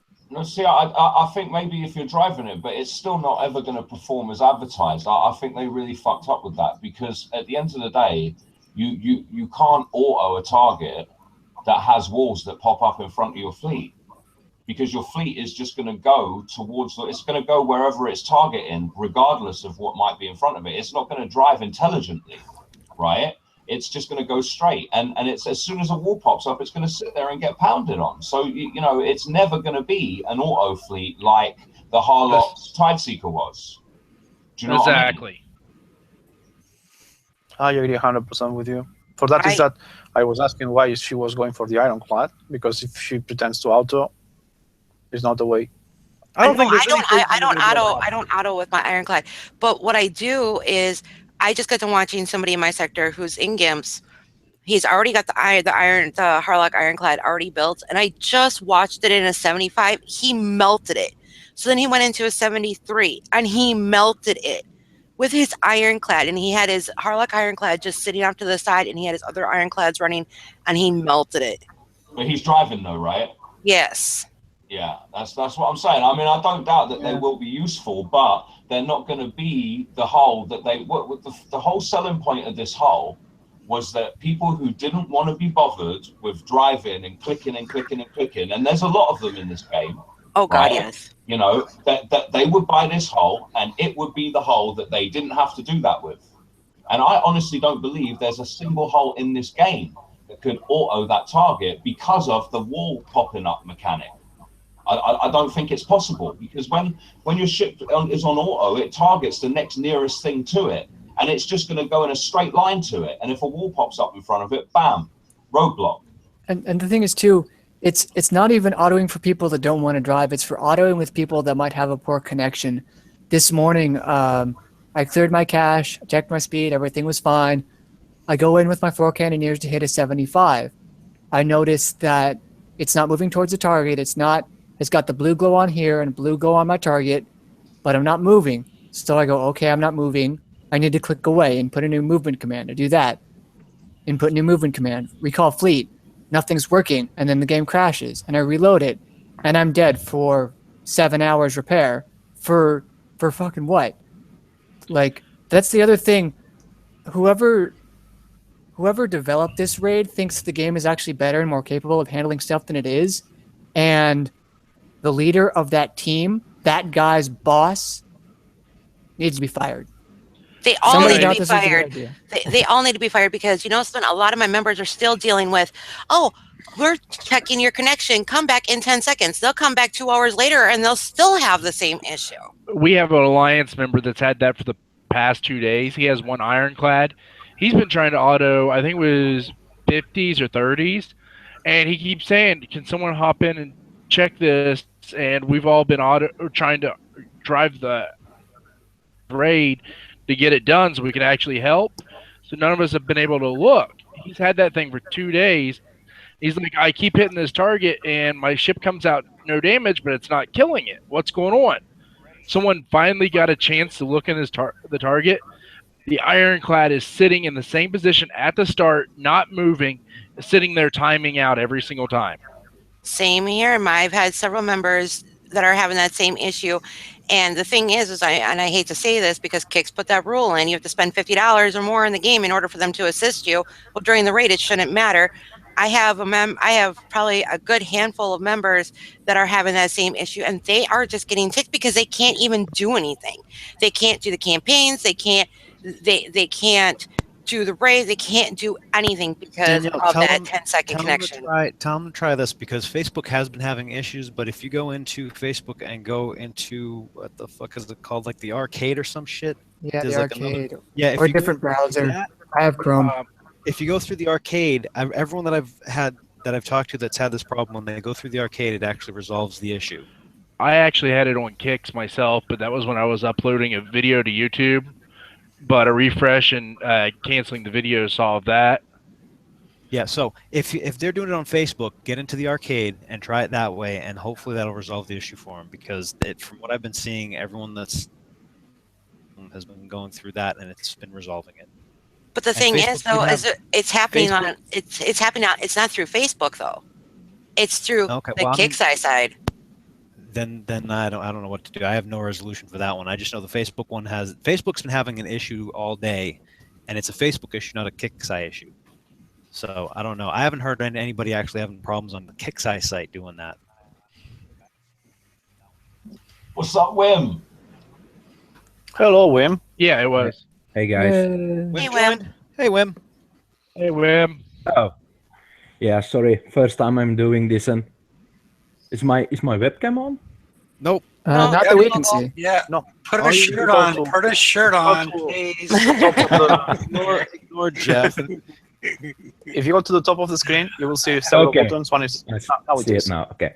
Yeah, yeah. That's sometimes we have to get after Danielle for doing that. Oh, God. but, Shirt, Whatever. Shirt. Can I ask a question? Marvelous. What? Yeah, what's up? Did you guys mention subs yet? Oh, to pop up all the walls and stuff? No, I don't think anybody has. Some of the guys in my alliance were doing that. They were going in with subs and bringing all the structures up so that they knew where they were when, you know. Which I'm actually curious because me and Hefe tried it like within the first hour or so of the raid, and I could not do it with Hellwraiths. And then I didn't try again, and then I saw someone else doing it, and I was like, "What the hell?" Because I could only get like 3 of them to pop up with the Hellwraith. They know who you are and they don't like you. Probably, I wouldn't put it past them. Wim, did you have better luck, or you were just asking? No, I was wondering. That's all. Someone sent me a few PMs about it, about tactics and tricks, and kind of glitches in the beginning. Because not sure if you guys mentioned it already, but in the beginning there was a campaign. If you did it, you got like 19 million. No, I'm still at 36, so I didn't do it. But 6 million. Yeah. We talked about it at the beginning. That was. Oh. Yeah. Yeah. Especially because there was somebody that got that amount of points and then was sending a ticket in because he didn't get the redeem points from the tier A. Was quite funny to see that. Jeff Price! But yeah, is everybody after going through this part of the raid? I know we talked about it a little bit more, but we've got some more people joining. Do you have any different thoughts than maybe we had on like Wednesday or last Friday or earlier in the week on what you think about the prizes now? Like, we've had some discussion on the Harlock Cannoneer and the Harlock Ironclad, which, it seems like if you spend a fair amount of coin getting to this point where you can do that, you feel like you need to complete your investment. At least in my mind. But the people that, I think it's going to be difficult to achieve maybe the special, maybe the special and the gun, maybe getting the high velocity rounds and the Millennium Gun, and then maybe go after the Harlock Cannoneer or the Harlock Ironside. Have you had any different thoughts on, what your goals are in this raid? Well, I am like Dr. Death going for everything, but if I was not able to do it, I will try at least to get the weapon and the special for those owners of Ironclads that were not able to get the Mauser, because the special and the weapon on the Ironclad works perfectly well doing the tier A. And not just that, the special, I would say, over the weapon, because the special can be used on other hulls to great effect. Orders. Yeah. That's gonna be so much fun. I've got it on my Harlex. I've got it on my Harlock Citadel, and How is it? It's great. Ewok's in our group, and he refitted it onto his Zoe's Vendetta fleet, and he's been out smashing bases all day. Okay, I'm gonna ask Brian, and I'm not sure who else are the minimal corners. As far as some of the build times on these flagship hulls, don't make them appear available to a lot of people for the upcoming raid, because they're not going to be built by the time VXP weekend is out. So, so if I keep talking and do this, are they seeing my face while I'm doing this? Is that how that works? Well, you have that person that snuck in, is looking in your right closet. They're wearing blue, and I wouldn't worry about it at all. Don't turn around. Don't turn around. Well, I have keys, and keys can stab things. Yes. But I mean, no, you're exactly right.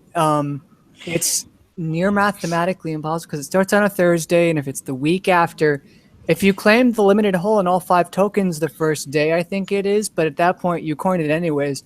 I've had to severely adjust what I thought I could get. I had no idea how the targets would be. I don't think anyone thought that the preview targets would be anything close to final, but maybe they are. I thought I'd get maybe like new weapon, new special,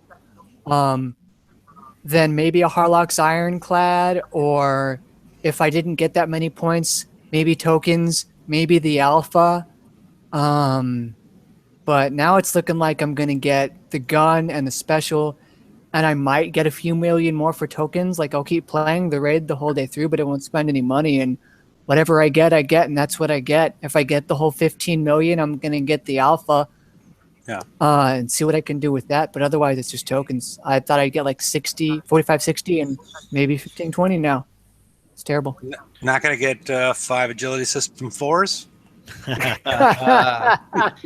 No, I will wait for December sales when they are 1 million men. Yeah. See, I came into the raid with about 150 coins. I've spent about 100 of them, and my actual limiting factor is crews. I thought I only have to have a amount of crews to get it done, and apparently I was a little overzealous, thinking I was going to go far. I've had to cut down my list. I was going to pretty much get everything, and now I'm just getting tokens, high velocity rounds, and the Harlock Cannoneer, and that's all I'm doing. Who wants to come help me? I said, come on now. You're in the wrong I'm in side. 300s. I have one question, because seeing that sales, I thought it was going to be important. Who of you is using the Thelos to do the raid? The what? I've not seen a single person try as Zealous in this thing. No. But I have, and they died. If you bought, But they made that such an offer that for something has to be good, that Thelos thing. it's Holy so crap. bad It was good for parting suckers from their money. for nothing. They completely invalidated it the month after it came out, especially when they made the whole, oh, it's only ballistic now instead of ballistic and radioactive, like we might have told you before. Nope, just shut down a whole damage type. It's okay, fusion cruisers. It's gonna be okay. Someone will love you one day, but today's not that day. I didn't build it. Has anyone saw someone use mortars in the raid? No, Nope. but it's the No. third time I see They somebody don't use work, TIE Seekers with missiles on a 31, I think it was. And I tell the guy, don't do it. You're only going to get damage. And then he cries that he got 6 or 8 hours to repairs and didn't even kill the first turret.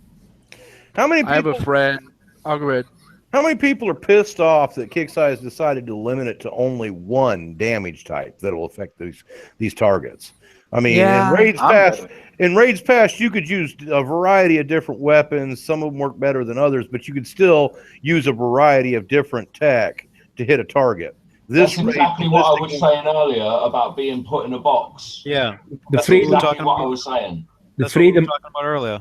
the Yep. freedom, the freedom of the gameplay is just gone. You can't choose anymore what you do. And the thing is, like, they marketed the radioactive hulls as siege, not necessarily for what it, like, they said they classified it based on the type of damage it dealt, not necessarily its main role, which is why the Neptune is assault and not siege, even though it makes no sense. But you completely just sliced off half the ships that you told people would do well. And that's terrible. The Alpha, I feel, is an even smaller box. It's a fantastic hull, but 5 countermeasure only and only up to 5 UAV. Like, guys, at that point, just put the weapons on the hull for me and don't give me the build time. Like, you insulted my intelligence. Yeah, what is Maybe what an is the offer deal maker? No, with, they this is tried now that. the second hole. This is now the second hole where we're getting dedicated countermeasure slots. Yeah. Is That this sort a of made trend sense that on they're the starting to Zealous. walk down? Unfortunate. Well, I hope not. Yeah, Well, you know, we I have, want to we have step a back to what tendency to Brian break. said. The sales of I printed out a whole bunch of Harlock Centurion T-shirts that are available on the BPC website. Sales have been beyond slow this weekend. I mean, somebody go out there and make them a hero. So, I can at least get rid of the 100 backstock that I got. How many shirts have you sold? You might make more money than Kicks this raid. Well, my mom bought one. Look, we have Laredo You here. are in the running. So somebody tried with more and it was sad. So for his saying it was sad, has to be something to cry about it. The problem with Oh, how many people have you got asking why can't my malice be run in this target? 2 days was going over that. Wait a moment, I think we've got a guy in my sector that has been crying all day long because he researched and built the Athos just for the raid. And the Athos is just a researchable Conqueror hull. Yeah, that's a mistake. How's he feel now? Oh, he's screaming it's all Kick's fault. Kick's horrible. They did this to him, and it's like they've been talking about 2 months locking the Conqueror holes out of these targets, Well, I don't have time to read. I said, well, what about the sticky that's popped up on the side of your base, the state of the game? It's in there too. That may be the same person in my alliance right now that is basically going F this, F that, going off because they can't use their malice to tank for their thing or tank for their fleet. Now, I do understand the people that have got grief about not being able to put their Omega in their fleet. That one I understand the grief on that. I know we couldn't do it. It's something we were all told about. I still think that was kind of screwy by Kicksai on that one. Yeah, I think that was wrong. I think that they should have put the bank. Since Laredo's in the room. Go ahead. Okay. Let me throw this out real quick. Since Laredo's in the room, do you realize if the point reduction in the tier 5 is level limiting or a glitch or just a miscommunication from the raid briefing to what actually happened in the game, or option D, which I'm not Something really else, quite certain what that is. Because Toyota, we had a thread going and Toyota was looking into it, and then all of a sudden this morning it got merged into God knows what. Yeah, along with 1.4 thousand other threads, and nobody was eager enough to follow it. So, all right, well, let's go on. I'm sorry I interrupted you, Tito. I just wanted to throw that out there to see if we could get some sort of answer on that issue. No, it's okay. No worries. I hope he has an answer. I mean, I think that they don't even know yet. I think there's been so many problems. At some point they need that oil slick thing. I mean, you got to remember too. We had so many problems with this thing. There was the oil slick thing. There was the no points after completion thing. I mean, there was a lot of stuff they had to deal with, and I don't know that that's actually something that got on their radar yet. But I really hope that they fix it soon, because I'm getting. I think they fixed it on the tier A, but I was finishing one set. I started on tier B this afternoon, and I still was there. My cannoneers look like a kid with a card without knowing how to use brakes and accelerator. It's just doing the same. And also there is one that not many seems to find, but you have to be careful. And I think it is the 55, or if you go on the right side, because sometimes you get stuck on the wall. You cannot move, and you are lucky if you are out of range of any turret, so you can retreat. If not, you're just there seeing your shit die. I'm still not happy losing, 90,000 or more points per A set, because I mean, how many to get to 100 million or 130 million or whatever the hell we're going to get to that we want. I mean, that's millions of points that we lost. That is not acceptable at all. Not even close. I think on the 74s alone, I was losing 10 to 15K as a level 85 just from point reduction on those. I don't know how much I'm losing from the A-sets. Well, they did mention a point reduction on the 74s. They did not mention it on the entire Tier 5. Since Tier 5 is the highest available set, is this something that's left over for some previous, reincarnation in the game, when there was S sets available and whatnot? But, we're losing, when I hit the 73s and the 75s, it's been a while since I hit 71. I'm losing 100,000 between the two of them. And I don't like the 71s because of the pathing issues that are going on. So I don't really hit those for points anymore, more for completion. Yeah, no, that's an issue, and I don't think it's intended. I think it's a glitch. I just don't think that it was high on the list or priority yet. But they better fix it real quick. And the answer that CS sent out was not acceptable in any way, shape, or form at all. Ren thought it was ridiculous. Fake. Ren seemed to think it was fake. I don't think it was fake. I think it actually was exactly what they sent them. Yeah, because some of the responses we get from CS are just absolutely crazy. Yeah, it wouldn't be the first time that they've sent something stupid like that. I wouldn't be shocked at all. I was actually driving. I'm driving right now. I think it was a 55 because Tito just reminded me. I actually, I'm driving Punishers, and I was actually able to shoot 3 turrets, and the walls have not popped up. So you're able to snipe the turrets out from underwater.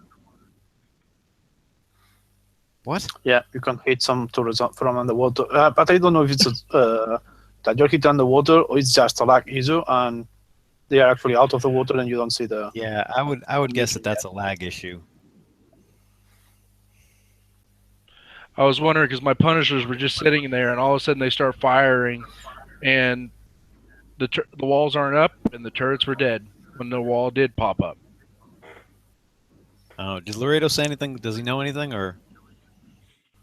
No, Laredo says that. The same like before that. He has been sending issues for 2 days and I guess that the queue is so long that even he has to wait. Wow, that's a bad sign. Yeah, it is.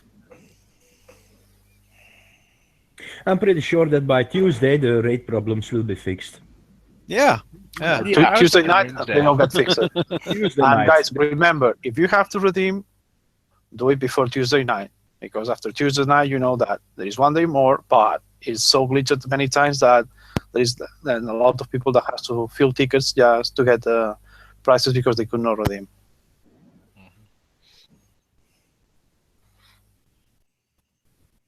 Yeah, I don't know what the deal is with that 24 hours not being 24 hours thing. I would hope that eventually gets fixed, but I to be honest with you, I don't know why they give 24 hours more, because in 4 days you have enough time to just sit there a moment and decide what you want to take. Well, I think there's so many. I think it has to do with the update and the FM. I mean, they can't overlap them, I think. Yeah, that's the reason. Well, there's so many people that say wait till the very last minute and then redeem. Yeah, but wait till the last minute doesn't mean wait till the last minute of the 24 hours. Yeah, when someone gives that advice... That's to little guys who can't do that well, and they're giving that advice to them because they're literally going to be hitting targets right up until they disappear from the map because they need to get every single point they can. Yeah, and you don't know if you're going to be able to help them and everything. I mean, I tell that to people that I help all the time. I'm like, don't redeem anything until the very end because you don't know how many points you're going to have. You might have enough to get what you really wanted instead of settling for this and this, and then later on going, oh, shit, I didn't realize I was going to get this many points. Yeah, I do the same. That that advice is specific, but it's not. It doesn't mean, wait until the very last 10 minutes to claim. It's wait until the end so you know how many points you got to use. Yep. When the raid stops, that's when you should redeem your points. That's what I tell the guys that I help that are small. When they take the targets off the map, redeem all your stuff. Don't wait. Pick the best you can get.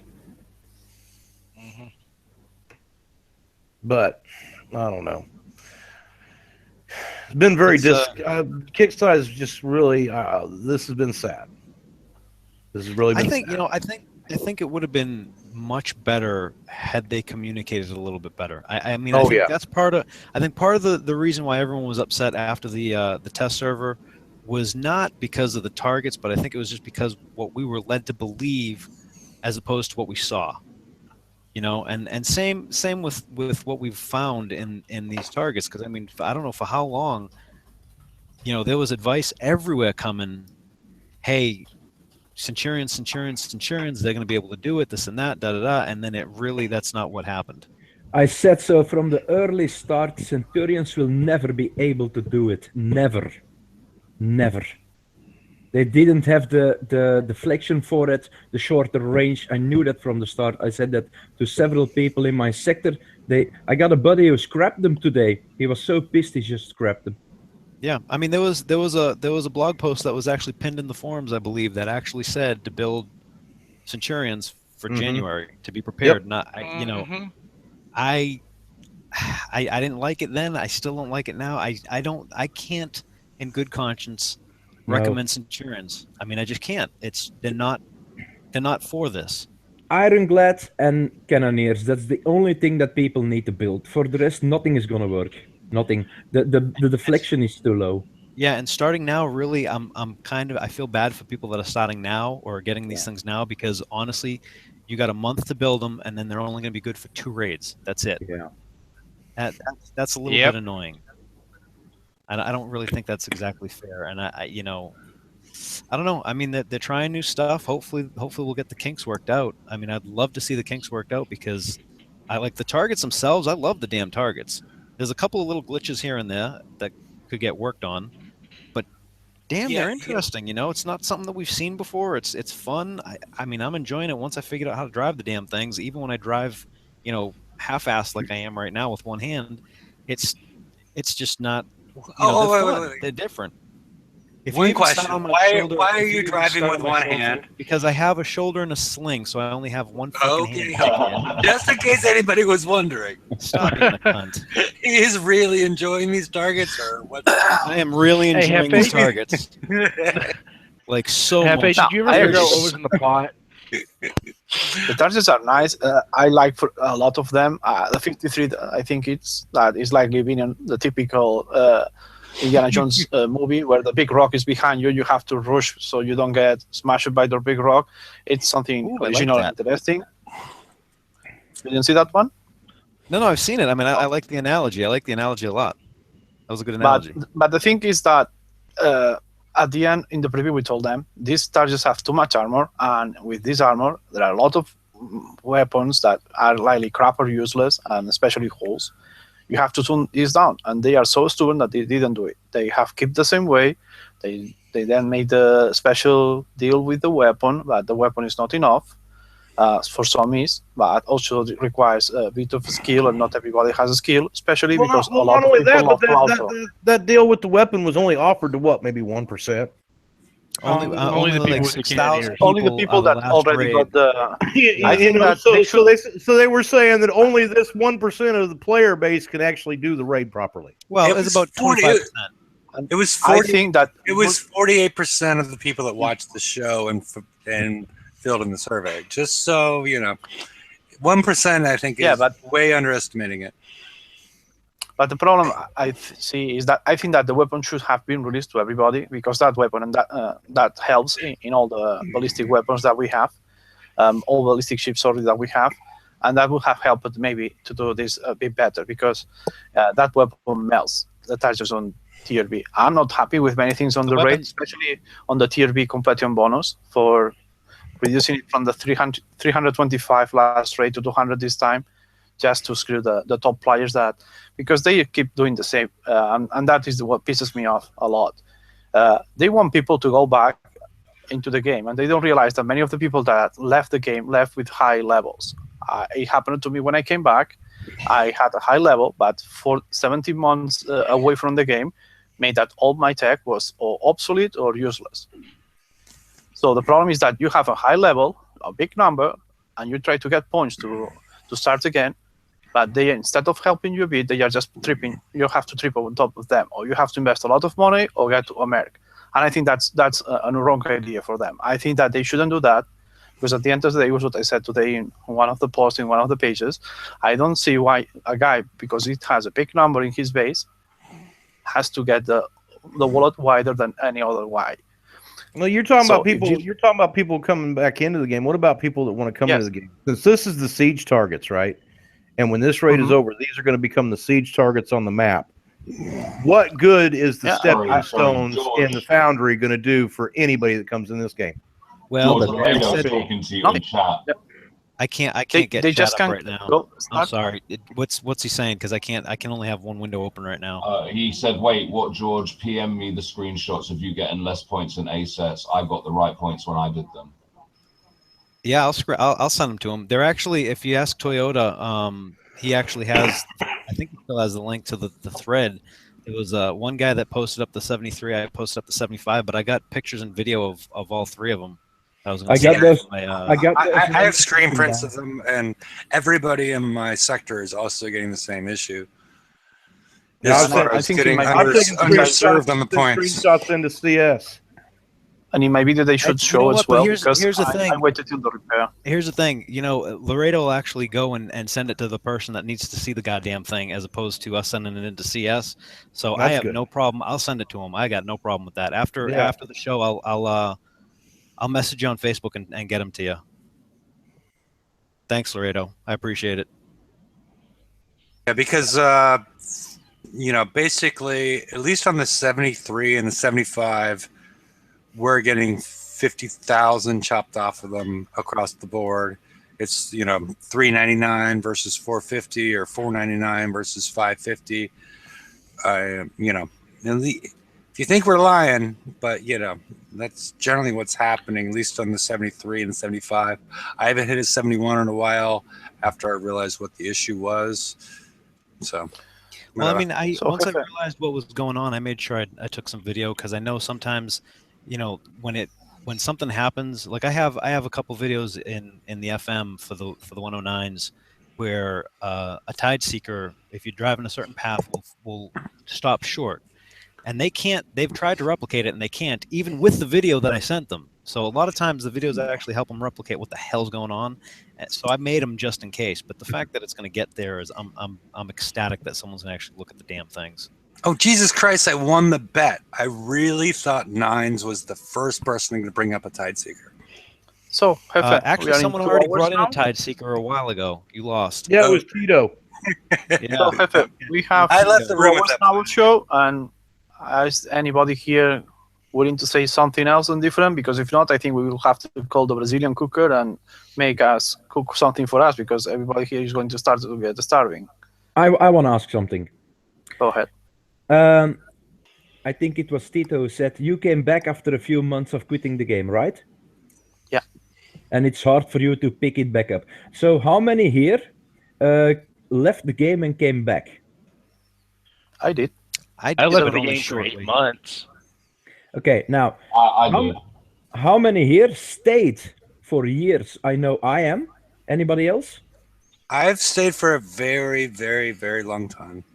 If you know my user ID, I've been here as long as Renato and. Yeah, but non-stop. You kept playing. No, non-stop. Yeah, non-stop. Yeah. Every day. Same here, and this is why I'm asking, and this is what I want to make my point. But people who go away from the game and come back, or say a lot of the time it's hard to come back. But trust me, even if you're playing for years in a row, like I am and many others. We're still sitting here every Tuesday like, damn, another update. What's going on? What's this? What's that? Oh, crap, this isn't working anymore. This has to go on. The game is getting too difficult. It's as simple as that. I've said that it's getting complex, but at the same point, because of the complexity, they actually have a chance to bring in a whole lot of new people if they will let go of tech. They've got to let people like just get tech and start them off with good tech. They don't have to wait 3 years to get shit. I mean, that's ridiculous. Indeed. The release of those Conqueror Halls and the status of those Conqueror Halls that were researchable was that was a slap in the face. Yeah, but that's shit. And if you look at the Raycon that posted that sort of progression in the game, the PvP is the last on that sort of planning that he has over there. So what is a low level doing with a Conqueror Hall? He cannot use it to do any of the chores in the game. Right.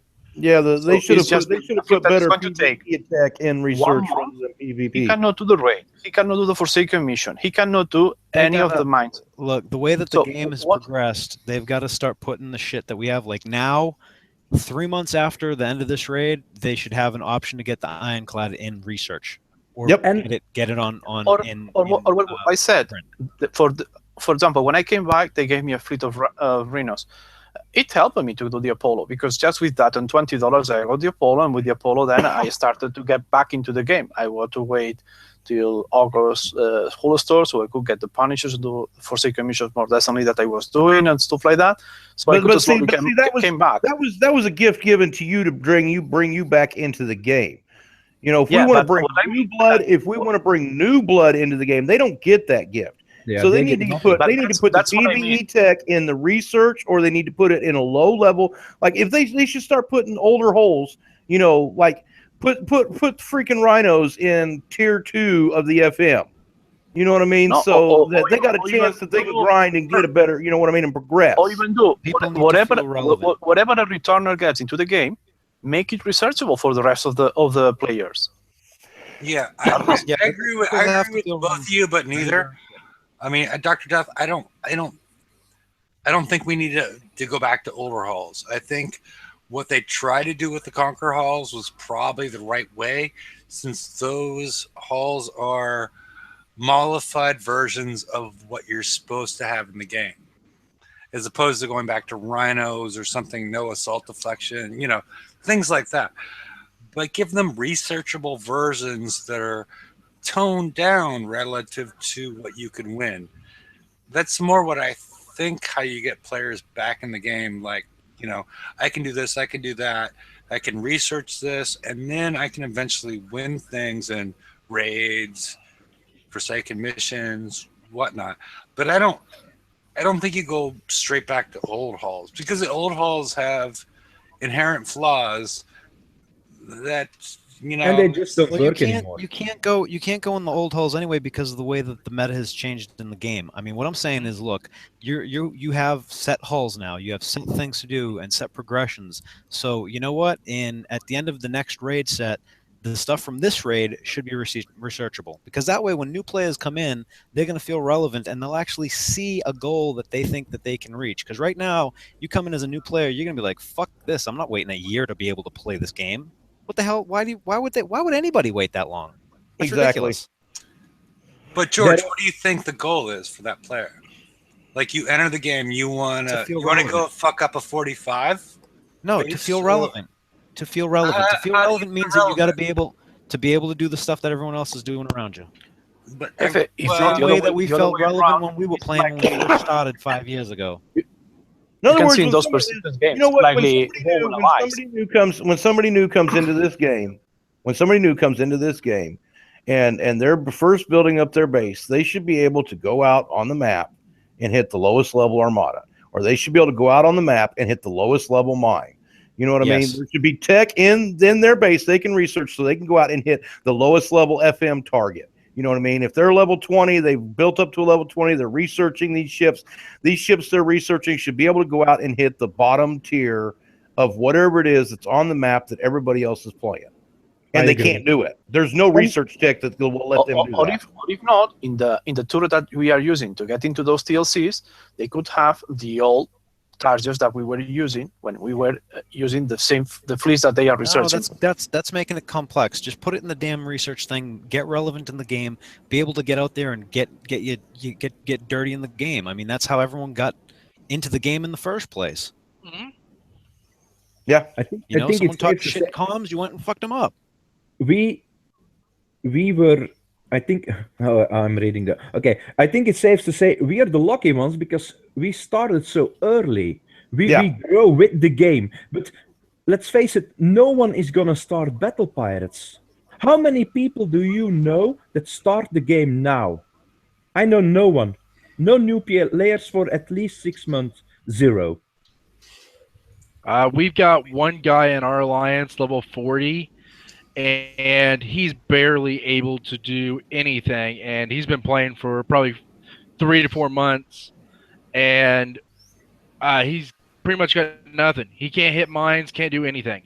Yeah, you know what? You know one person more than me. But it's like, I think it was Dr. Det who said it, or George, I'm not sure. But you need to start in the game, and once you're a week or 2 weeks later, you need to be able to hit the lowest stuff of everything, including raid targets, in my opinion, because that wasn't said. But if it's a raid the first month, you should be able to hit the lowest tier. And at the way the game is going now, it's taking forever. Not even gonna mention. I've been advocating this for well over a year now, and I mean, I'm just glad that it's actually starting to get picked up by people, because honestly, if we can get new players in the game will actually get stronger. It's not going to do anything but help the game. I've been saying that for 3 years already. No one is listening, George. No one is listening. I don't know. Yeah, because I think it's changing. Do you guys think that any of the low levels is being able to hit the low level of this raid, the TRC? If they need punishers to hit them? Mid-level players with Centurions are ever complaining. So how do you think that low levels are doing? Yeah. Let's say with Crusaders. Well, okay. You know what? We all know the state of the game. So let's just go right down the line. How many people on this panel right now would recommend this game to a friend? No one. I'm not. I don't, because he was going to ask me what I have done to him. No. You know what? I might, just because I would love to bring someone up, but I'd actually be spoon feeding them to get to a playable level. I mean, I've done it to people. I've brought 2 people up in the last year that came back or just started, and they're I mean, they're an ass now, but I actually had to help them for like 3-4 raids in a row. Once that was done, they were up to speed more or less. They don't have the best, all the tech. They don't have the tech depth that I have, which is a completely another story that annoys the shit out of me. But they don't have the tech depth, but they can actually stay and they feel relevant in the game because they can do the shit. They can like, hey, dude, what are you doing? I'm doing this. How do you do that? And I tell them, and they can participate. But that required maybe not at the same level, but close to it. But that required you doing it for Yes, them. it did. No, absolutely. They couldn't do it themselves. themselves. It was a conscious choice. And if I was going to recommend this game to somebody, I would do the same thing for them too, because otherwise, it's fucking pointless. Well, honestly, George, I had you help me for 3 months to get me where I'm at right now. I came back after. I've helped a lot of people, but Nines, you didn't need that much help. I mean, I'm saying I brought these guys up from nothing. You had some tech depth already. You had a knowledge of the game. There was something there. And Nines is not that hot. I mean, personally, Fight me. you asked that question to me. She was fucking hot. She might be indebted to me for helping her with all these targets, and that might be motivation right there all by itself. But yeah, Nines. Yeah, I'm not going to help you with it. Wait, when was I asking you for help? I think the show's officially gone on too long. Hefe's drunk. No. Did he start drunk? Just because I made you a sexual object, Nines, that's why you got upset. I got another point of topic. I wonder, I came on the show later, so tell me if it's already said okay, but I wonder if Kixeye even has a roadmap for 2017.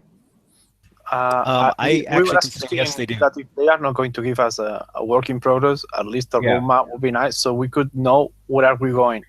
Because no, this no, last I'm month gonna is say, crazy. I'm gonna say from stuff that I've heard that yes, they do. I don't know that it's like a set. Hey, this is the goal for the next 3 months, but I think they have a general idea of what they would like to do, which That's is what I mean. A general idea. Yeah, I think they have a general idea of what's going on. Because I actually wrote a story and they had seen it and they were like, oh, that's cute. We got some too, and I was like, oh, okay, well that's nice. I wish I could see those. That's good. So And are that ain't you mean happening. that if the next that comes we don't like, we can blame you? Why are you gonna blame me? I still didn't do blame him anything. for the Scourge. He made the Scourge. Hey, Okay. that was based on people in forums and people saying, "Oh, I want to see the Scourge back." I said, "I want to see the Scourge back," so I came up with something that would fit with Siege. I mean, it wasn't accurate, but it was a good, it was a fun story. Yeah, it's time that I people in the liked it. forums learn not to ask things to Kixeye. They have a twisted sense of humor. Sometimes Yeah. good, sometimes bad. I have to agree with that. That's true. Laredo, we're looking at you. I think it's safe to say the reason why this raid now, today, is going so bad is due to poor planning. What the hell were they doing with the Ironclad? Then the weapon that needed to go with that was on another thing. The Cannoneer, you got it a month ago, but then there was no weapon for it. Then there wasn't even a special for it. If they planned it like they did with the time we went from from Rhinos to Apollos, it would have been a whole different rate for a lot of people. Well, let me ask you this: is it that, or is it communication? Because if they had come out and said, "Hey, you know what? You guys can use this, this, and this, but like this is only going to work for B set. The only thing that's going to work in A sets, be prepared, is going to be a Cannoneer with X, Y, No, Z." I mean, they if I had need- seen that, But they have a problem with that, George.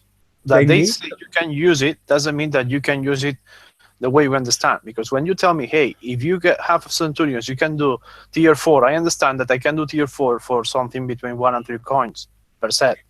If they are not gonna let us play the game how we want, then I think they need to say, okay, this is the special that you need on that hull with that weapon, and release it at the same time, but not over a period of 5 weeks like they did now. How many people would have been happy if during the Hall raid, instead of the Zoe's Vendetta that we would have got, we could have got the Ironclad and the Cannoneer for 90 million? I think it would have been, well, better. Let's just share. I don't Not know, even. Okay, I think the bigger issue, I think just we thought brought that up the- earlier, Wim, that at least I brought up, but I think it's unpopular when I bring it up as far as I think the issue is how ranking impacts the game. And I think that they got rid of ranking, Yeah.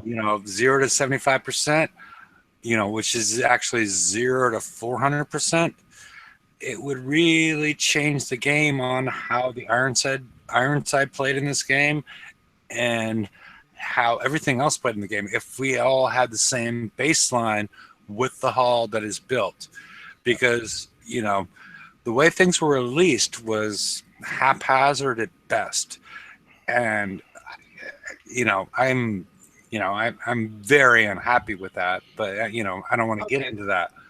well, look, if everyone's going to be on the, I mean, they're already trying to level the playing field, and people are bitching about that. And you want to level it even more.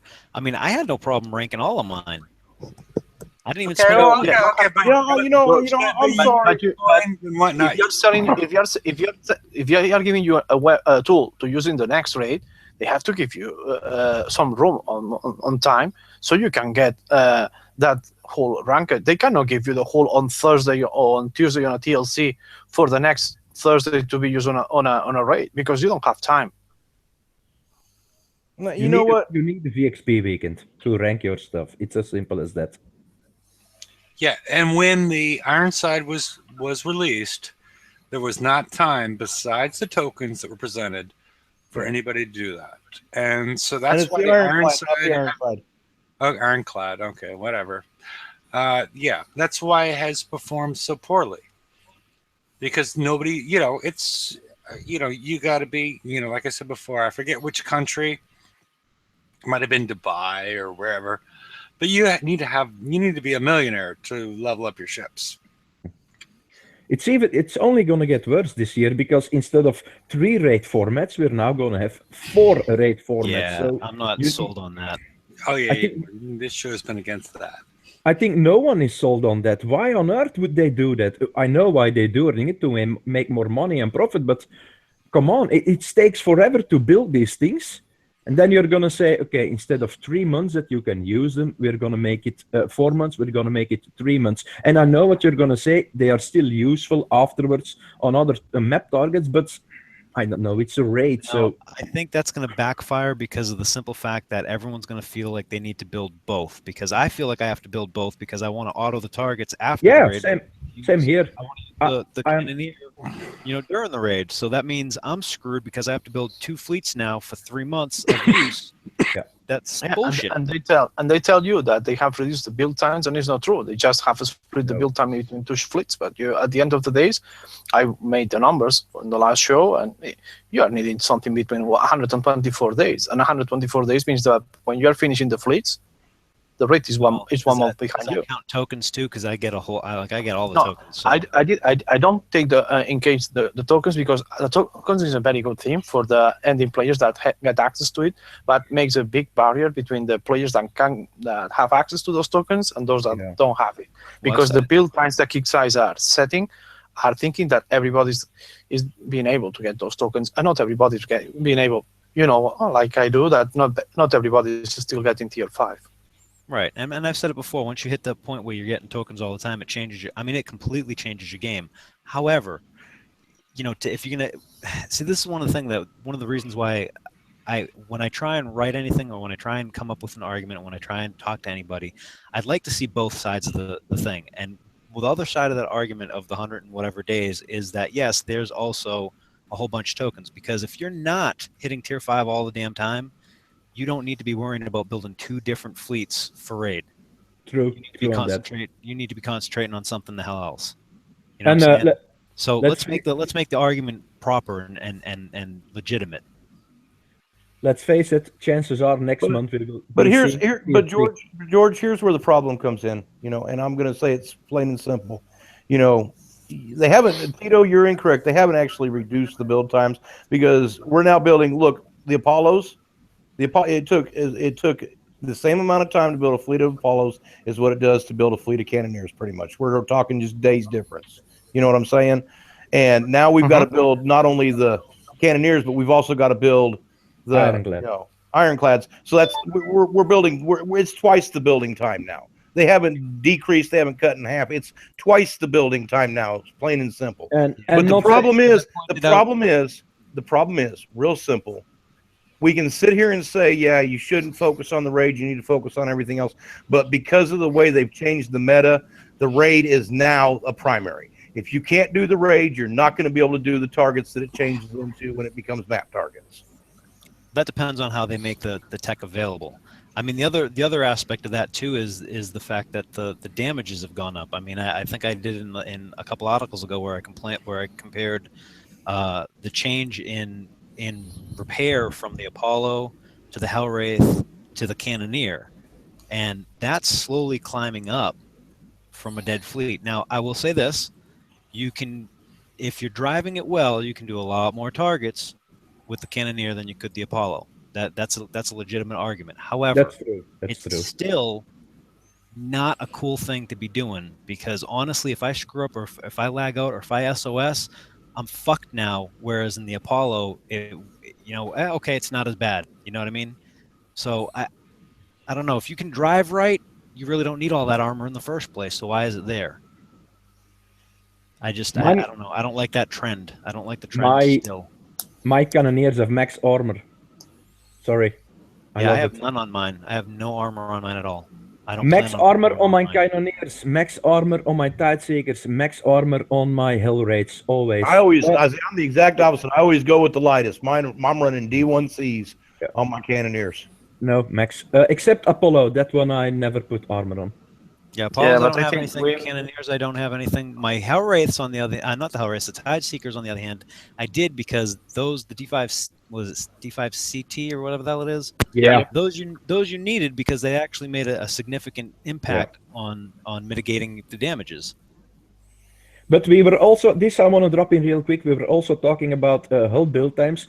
What's up with these elite hulls? I know elite hull is always a little bit more, but come on, 13, 40 days for a blank hull. Yeah, the flagships. Yeah. I'm building the Harlock Cannoneer now. It will be ready by next week without any coin. But I'm lying because I do coin, but I only coin from the daily deals.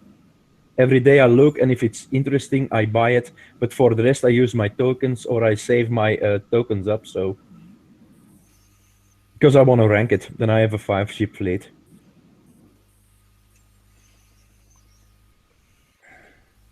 Yeah, I don't know. Yep, I agree.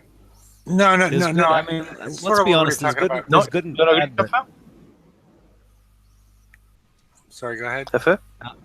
I was just gonna say, we'll be honest. There's good and bad, and I mean, the thing is, we tend to always like kind of focus on the bad because that's what's really pissing us off at the time that we have the shows. Yeah. I mean, there's been some good stuff, and like I said, I've been loving the targets once I got over the initial shock of them. I am not happy that I had to spend all my tokens refitting to get them to the point where I'm having as much fun as I am now. But now you're saying the key word. You're having the ships to do it. What would be your perspective about the game? If I didn't have the Cannoneers, I'd be bullshit right now. And I said it. I said if I had followed the advice, if I had followed all that advice about building the damn Centurions, I'd be fucking livid right now. Yeah, see, I'm rocking I'm rocking the campaigns. I'm loving the targets. I mean, and I'm rocking them out. And I did not spend my tokens to refit. I got my tokens went into my tokens went into my Harlock Cannoneer, so I'll have it for VXP weekend without spending a coin. So I got to say, on that aspect, the targets themselves, you got to give the design team kudos for the way these targets are. I think the devs overpowered the targets because they've cut out so much of the community. You know what I mean? And I'm sorry it shouldn't be that way. And they knew at the preview that it was way overpowered.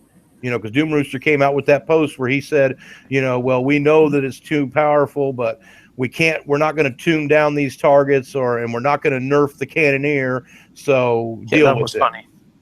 You know what I mean? I think it's safe to say you can fix this really easy by just releasing stuff better. That fixes like everything. Release stuff better. Yeah, they said that they're not going to do this again too, so that's a plus. Oh wow! Yeah. They said that, and then they released a hole in which you cannot clean the special because you won the other special. So it lasted then 3 days to forget what they said. And Dr. Death has still not bought one of my Harlock Centurion is my bitch shirts that's available for $19.99. Oh, I don't even. No. I'm gonna tell you what I will. No, I tell you what. I was one. I built the Cannoneers, right? But I wanted to be on the safe side because they kept saying that the Harlock Centurion and the Centurions was going to be the go-to fleet this rate. So I went out and spent all them freaking hours making certain my Centurions were up to R4. I went out and hit all them freaking targets to win the stupid Harlock Centurion. I got the whole fleet built, the whole fleet sculled, the whole fleet retroed, and it's a piece of freaking crap. Yeah. I mean, but you are in time to buy that shirt and scrap the fleet. If I use that shirt, it's going to be to start the fire on that fleet. Hey, I think those Centurions might be worth 100 mil Zenth if you're still doing your walls. No, my walls are all done. Yeah, that is what I said to somebody. What is my Centurions wood for? And I said just to make walls. And we got to be honest here. That's the big downside of this raid because we now got a format where all the previous stuff is useless. Back in the day, remember when with the Apollos, people had rhinos. They were rocking the raid. Remember with the MCX. Go back to MCX. Hey, I was using V2Hs for that raid. Me also, because I never built rhinos. I went from V2H to V2H R10 to Zoe rhinos. I went from V2Hs to Apollos. I would have never thought that I would see the moment in which the Punisher is not that relevant anymore. Can you imagine that tanking the new target if it goes the same level likely this one we have now. Yeah, even last raid. I know people didn't like the way it was tracked. I know people were upset about last raid, but even in last raid, as long as you had an 88 torp, you could throw it on just about any sub and go out and do part of the raid. You could grind some targets. Yeah, Nighthawks, whatever, even Kudas, you could do it indeed. You needed the range, but that was kind of it.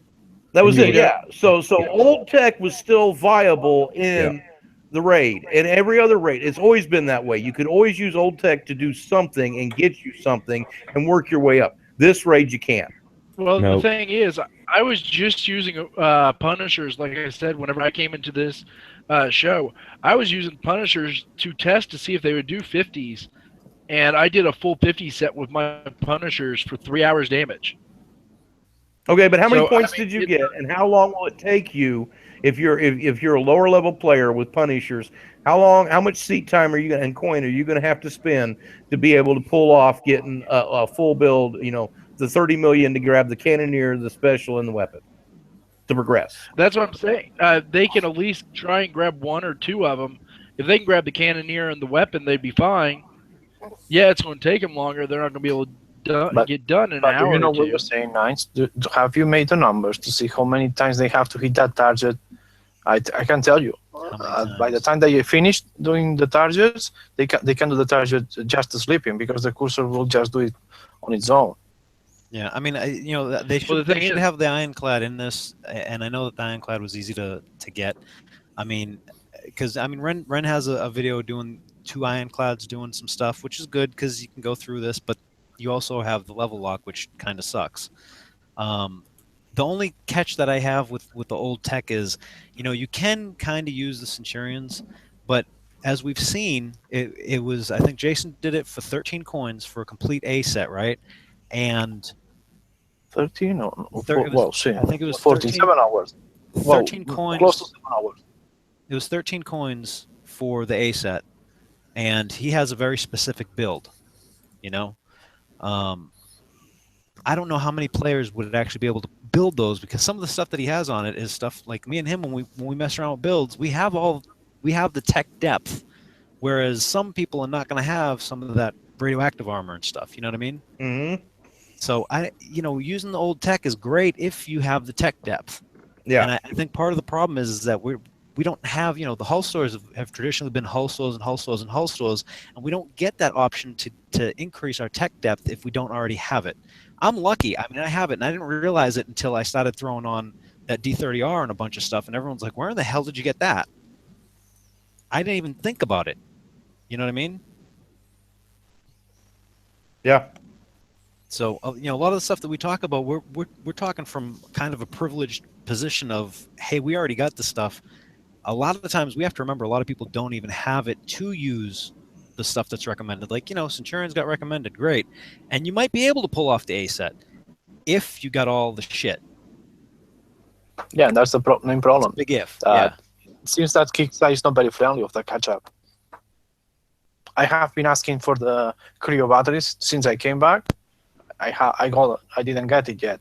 I asked for the CL3 and I got last rate. But I also asked for the Superman. That's just like, and it may never become relevant, but how long do you think it's going to be before we're going to see this UAV special come back into the game? I don't know. Hall raid. It could come as part of a Conqueror Hall, or as part of a Defender Hall. No, I'm just talking the special itself that all of us are having to miss to take the Cannoneer special. The one UAV special that they've offered this raid, how long do you really think it's going to be before we're going to see this back in the game again? I think we'll see it in March. I think we'll see it in March, because I think that the logical rules tells me April, because they keep with that same rule from before 3 months. No, because they changed the raids though, and we're also not going to see. It's not going to be hull stores anymore. They've said that they're going to store like tech stores now. Next week, in a limited time offer for $10. There you go. Or that. I say 20. Who says 30 in the panel? Come on. I don't know if they give us 500 coins for $20 again. There'll be a whole lot of people grabbing that again. But hey, don't you think that the guy that is typing is going to get some slaps? Because man, First, he made the mistake. You know why? No. I don't think he's going to get in trouble at all because I can guarantee you that 90% of the sales from that thing came in that error time. That man should have been fired, but that man is a hero. Yes, that man probably made them a shit ton of money. Because between that and the 4 millions or 5 millions you were getting in this campaign at the beginning of the raid, man, the guy that is typing, I guess that is going to get a course to learn to type better. You talking about me that I'm typing? Yeah. I think they are going to contract you, so you can have some fixes over there. You know what irritates me? And I'll just say this. This is something I've noticed that You know it's irritates me. Hefe. You can admit it. You can admit it. It's Hefe. When you say it's Hefe, you'll be No, like no. the rest. If something breaks in the game, if something goes wrong in the game, if there's a glitch or there's a problem in the game, and Kixeye perceives it as affecting their bottom line, it's fixed within an hour. But if it's something that affects the player base and benefits Kixeye, it takes forever. Speaking of quick fixes, anyone here from Alpha? Ooh. Ooh. What are you going to say now, Nines? Be careful, you'll get in trouble. I was just wondering if anyone had was in Alpha. I'm jealous.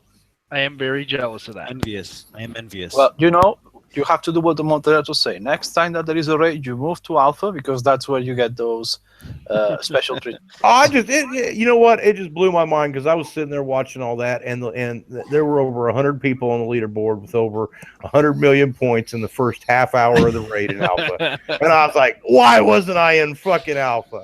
Well, the funny thing is, my Tide Seekers could kill that first target like they were doing in 30 seconds. So I could have probably got 200 million by the time they fixed it if I would have been in Alpha.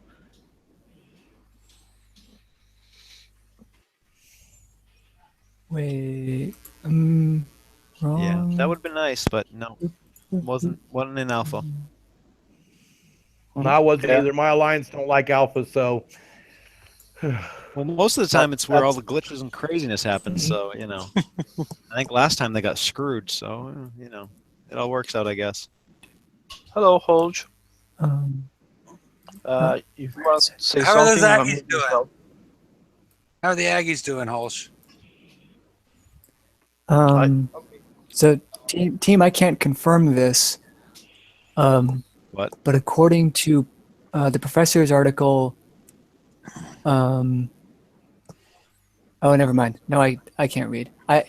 There was something that made it look like the Harlock's Ironclad was locked behind the cannoneer, but I think the way the sense was, it was the Millennium Gun was locked behind the cannoneer. Never mind. Sorry. Okay, we'll ignore you. Too much noise out of that right closet, I think, is clouding your vision. I think that Jefe, you find out the reason that you're when she's struggling. Well, there was probably a humorous question by Dr. Death that I missed. What? I asked, did she hit you in the head when she was struggling? No, kicks hit me in the head this raid, and in the balls. But whatever. He got double tapped. Feel quadro tapped, man. That was rough. Yeah, next raid he's gonna get even fuzzier. Man, I'm telling you, is that even possible? I'm afraid of the S target. After seeing the A set, I am afraid to see the S target. Yeah, and I'm gonna be pissed because that's what one reason I'm pretty much skipping the next raid. I'm getting tokens. I'm not going for the Conquer Hall because one, I don't hit bases, and two, I'm basically going to watch everyone else do S sets, get the best build for it, and have my Harlock Cannoneer plus the fleet ready for the next raid to go. Just in time for them to change the S target than the last raid of the cycle, like they always do. Hey, Brian. And at that point, the Tide Seekers might, work at that point. Yeah? Now, Jefe, keep quiet because Coach got in the room and we didn't let him speak yet. Well, I asked him about how Texas A&M was doing. He's a big Texas A&M fan, aren't you? I'm going to the college, so I don't know how their basketball team's doing. They're not okay. They're okay, just average. Yeah, well, I mean, I'm sure you're a big Johnny Manziel fan. Yes and no. I'm sorry. No, I got accepted to Texas A&M as a pre-vet at one point, but I'm not even sure you were born yet. Probably not. Yeah. But yeah, no, I was, at one point, do you know what the deciding point was for me? Why I didn't go there? They charged you twice the room and board if you wanted air conditioning. And I was, oh no. I'm not going to want to go to the center of Texas with no air conditioning and be in college, right? Bad package.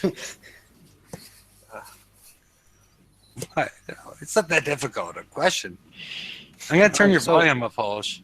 Yeah, well, or have him move his mic up. But are we going to be talking about this? Like, is this the show, or I mean, what's going on? Yeah, Let's we're not talking please about kill the the show. We're just introducing a new person, George. We know who the We're, whole shit we're is. 2.5 hours in. There is no show. Oh, Yeah. Is anyone still actually in YouTube chat watching this? are there people still watching this? I'm sorry. Hi guys. Let's see. No, 34, that's an odd. According to the 33 numbers, it's watching still now. 34 people. There's 34 people still watching this. Oh man. 33. Thank you very I- much, guys. I somebody- appreciate somebody it. But fell asleep. wow. They forgot to Okay, tap. They forgot to close it. They're dedicated. Hey, quit bad-mouthing the people that are watching.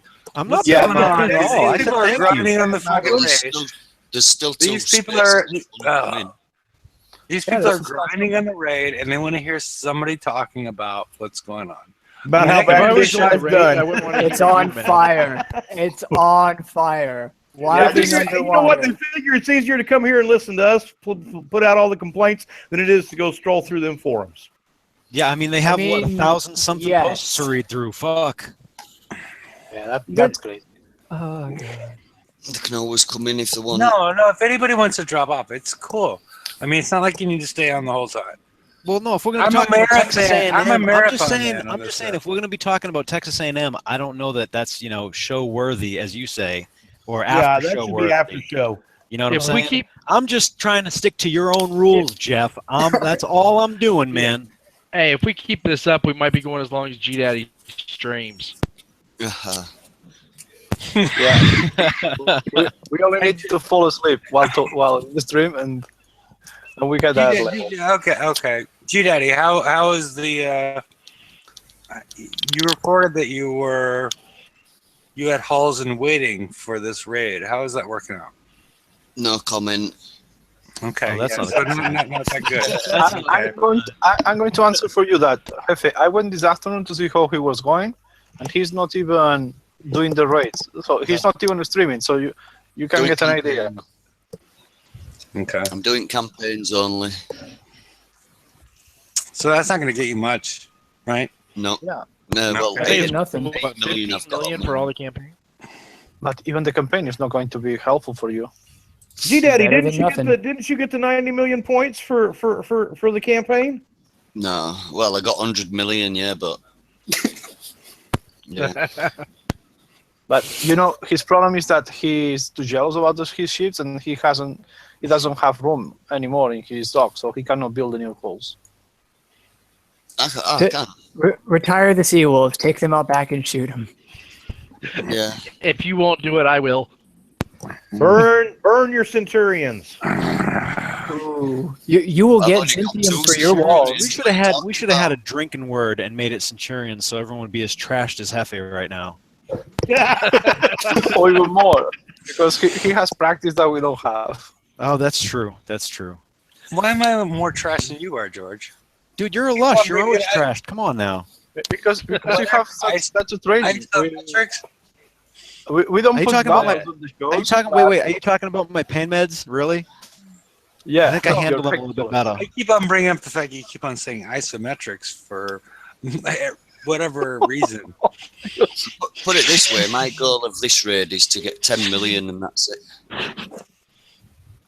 Does Hefe still not know No more. what the isometric translation is for 2D to 3D? Is that the thing? Is he still upset that he doesn't know that he doesn't understand that? Yeah. Is that what it is? I'm sorry, Does Hefe. anybody know it? You should look it up. I did look it up, and I posted it. There's isometric exercises, which are resistant exercises, and then there's isometric translation or isometric design, which is 2D to 3D conversions, or vice versa, whatever. And we get screwed because of that when we're doing certain drives. That's why you can kind of, beach on one side of your base and you can't do it on the other and all that crap. So or like when you can come in at just the right angle and outrange a 105 turret. Yes. That's because That's the what she isometric said. conversion. That's what she said. Just the right angle. Boy. And on that note, you know what? It is like 8:41 here. I'm going to get off and spend some time with the kids. Guys, it's been fun. People that are still watching, thank you so much. I am sorry it dragged on this long. I will see you guys tomorrow on TFC. Have fun. Later, George. Hey, George. Okay. I think we have to stop this, Jefe, because if not, we are going to start talking about the squaring of the circle, and that's going to take longer. I mean, personally, I think the big issue right now, what's in Brian's right closet? You are still not finding that out. No. Brian, we may have to kill the show here, because if not, he's going to have you open those doors. Say, not the FBI is going to show him his house door. All right, I can end the show if everybody wants me to, or the people wants to see, whatever's going on. What's going on in Brian's right closet? You can stay. You can stay there. Wait, didn't you read the name of the show tomorrow night? It's officially Closet Doors. Oh, Brian, I wouldn't show up. What? Brian, make certain it's a blonde, okay? I don't know. Ask Nines. I'm not sure what he's talking about. I don't get it. I'm sorry. It's been a long day. Tune in tomorrow night to see what's behind Brian's closet. Brian, how many points have you got, by the way? I just hit 9 million during the show, and I got the gun, and I'm using my FM tokens to slap it on some stuff. You're So doing better than I am. that we are lasting way too much. She's on 9 millions, and it took 24 hours for Danielle to get to 6 million. So this show is taking too long. Time to cut it down. Okay. Are we giving out too much info, Tito? Yeah, I think that at this rate is going to be longer. This show that the complaint was in the photos. Oh, I've actually saw like 5 people. I'm certain we can come up with enough stuff to complain about Kickside that we could run this show all night. But Yeah. it has ran long. I complain. End the show, and then you can. Anybody who wants to come in can still come in. There's still places, isn't there? Yep. Yeah. I'm sitting here. Once I kick out you and Tito, then I get plenty of room. You mean once you fall asleep? What? All I can say is I'm sitting here watching YouTube on how many people's watching. It keeps going down by 5 people, and then I think they keep refreshing to see if we're still going. Yeah, they see, this is still going on, and they keep sitting. I watch the analytics on the show, and the longer the show goes, the people still keep on, we keep on getting the same viewership, even if we go for hours and hours. I think it's people that are personally, when I first started listening to these shows, it was when I was doing raids and I was really bored, and I wanted to hear people talking about the show, and I wanted to hear people talking about the show, so I felt connected to whatever was going on, because I was so bored just hitting the same targets again and Noise therapy. You know what I think it is? I think it's people that are just hanging around to see if this week we're finally going to find out what's in Brian's closet. Yeah, that's the other They should have possibility. known better. Really, Doctor, you are giving him more room now. Oh my goodness. Okay, let's Jefe, call the cooker and tell her to put something on the table, because we will have to feed these people. Okay. Well, if this goes any longer, Jefe is buying us breakfast. I'm going to stop the broadcast soon, especially since people, seem to like to say bad things about me. But, Well, no, now Hefe, you scared me a little while ago. I'm sorry, buddy, but you kind of spooked me. What is that? With your little comment about nines being what was it? Sex object. A sex object? I mean, if you think nines is a sex object, I'm worried about you, buddy. Yeah. You wouldn't yet? You Brian? wouldn't yet? Goodness. Brian, when you turn around to open those doors, walk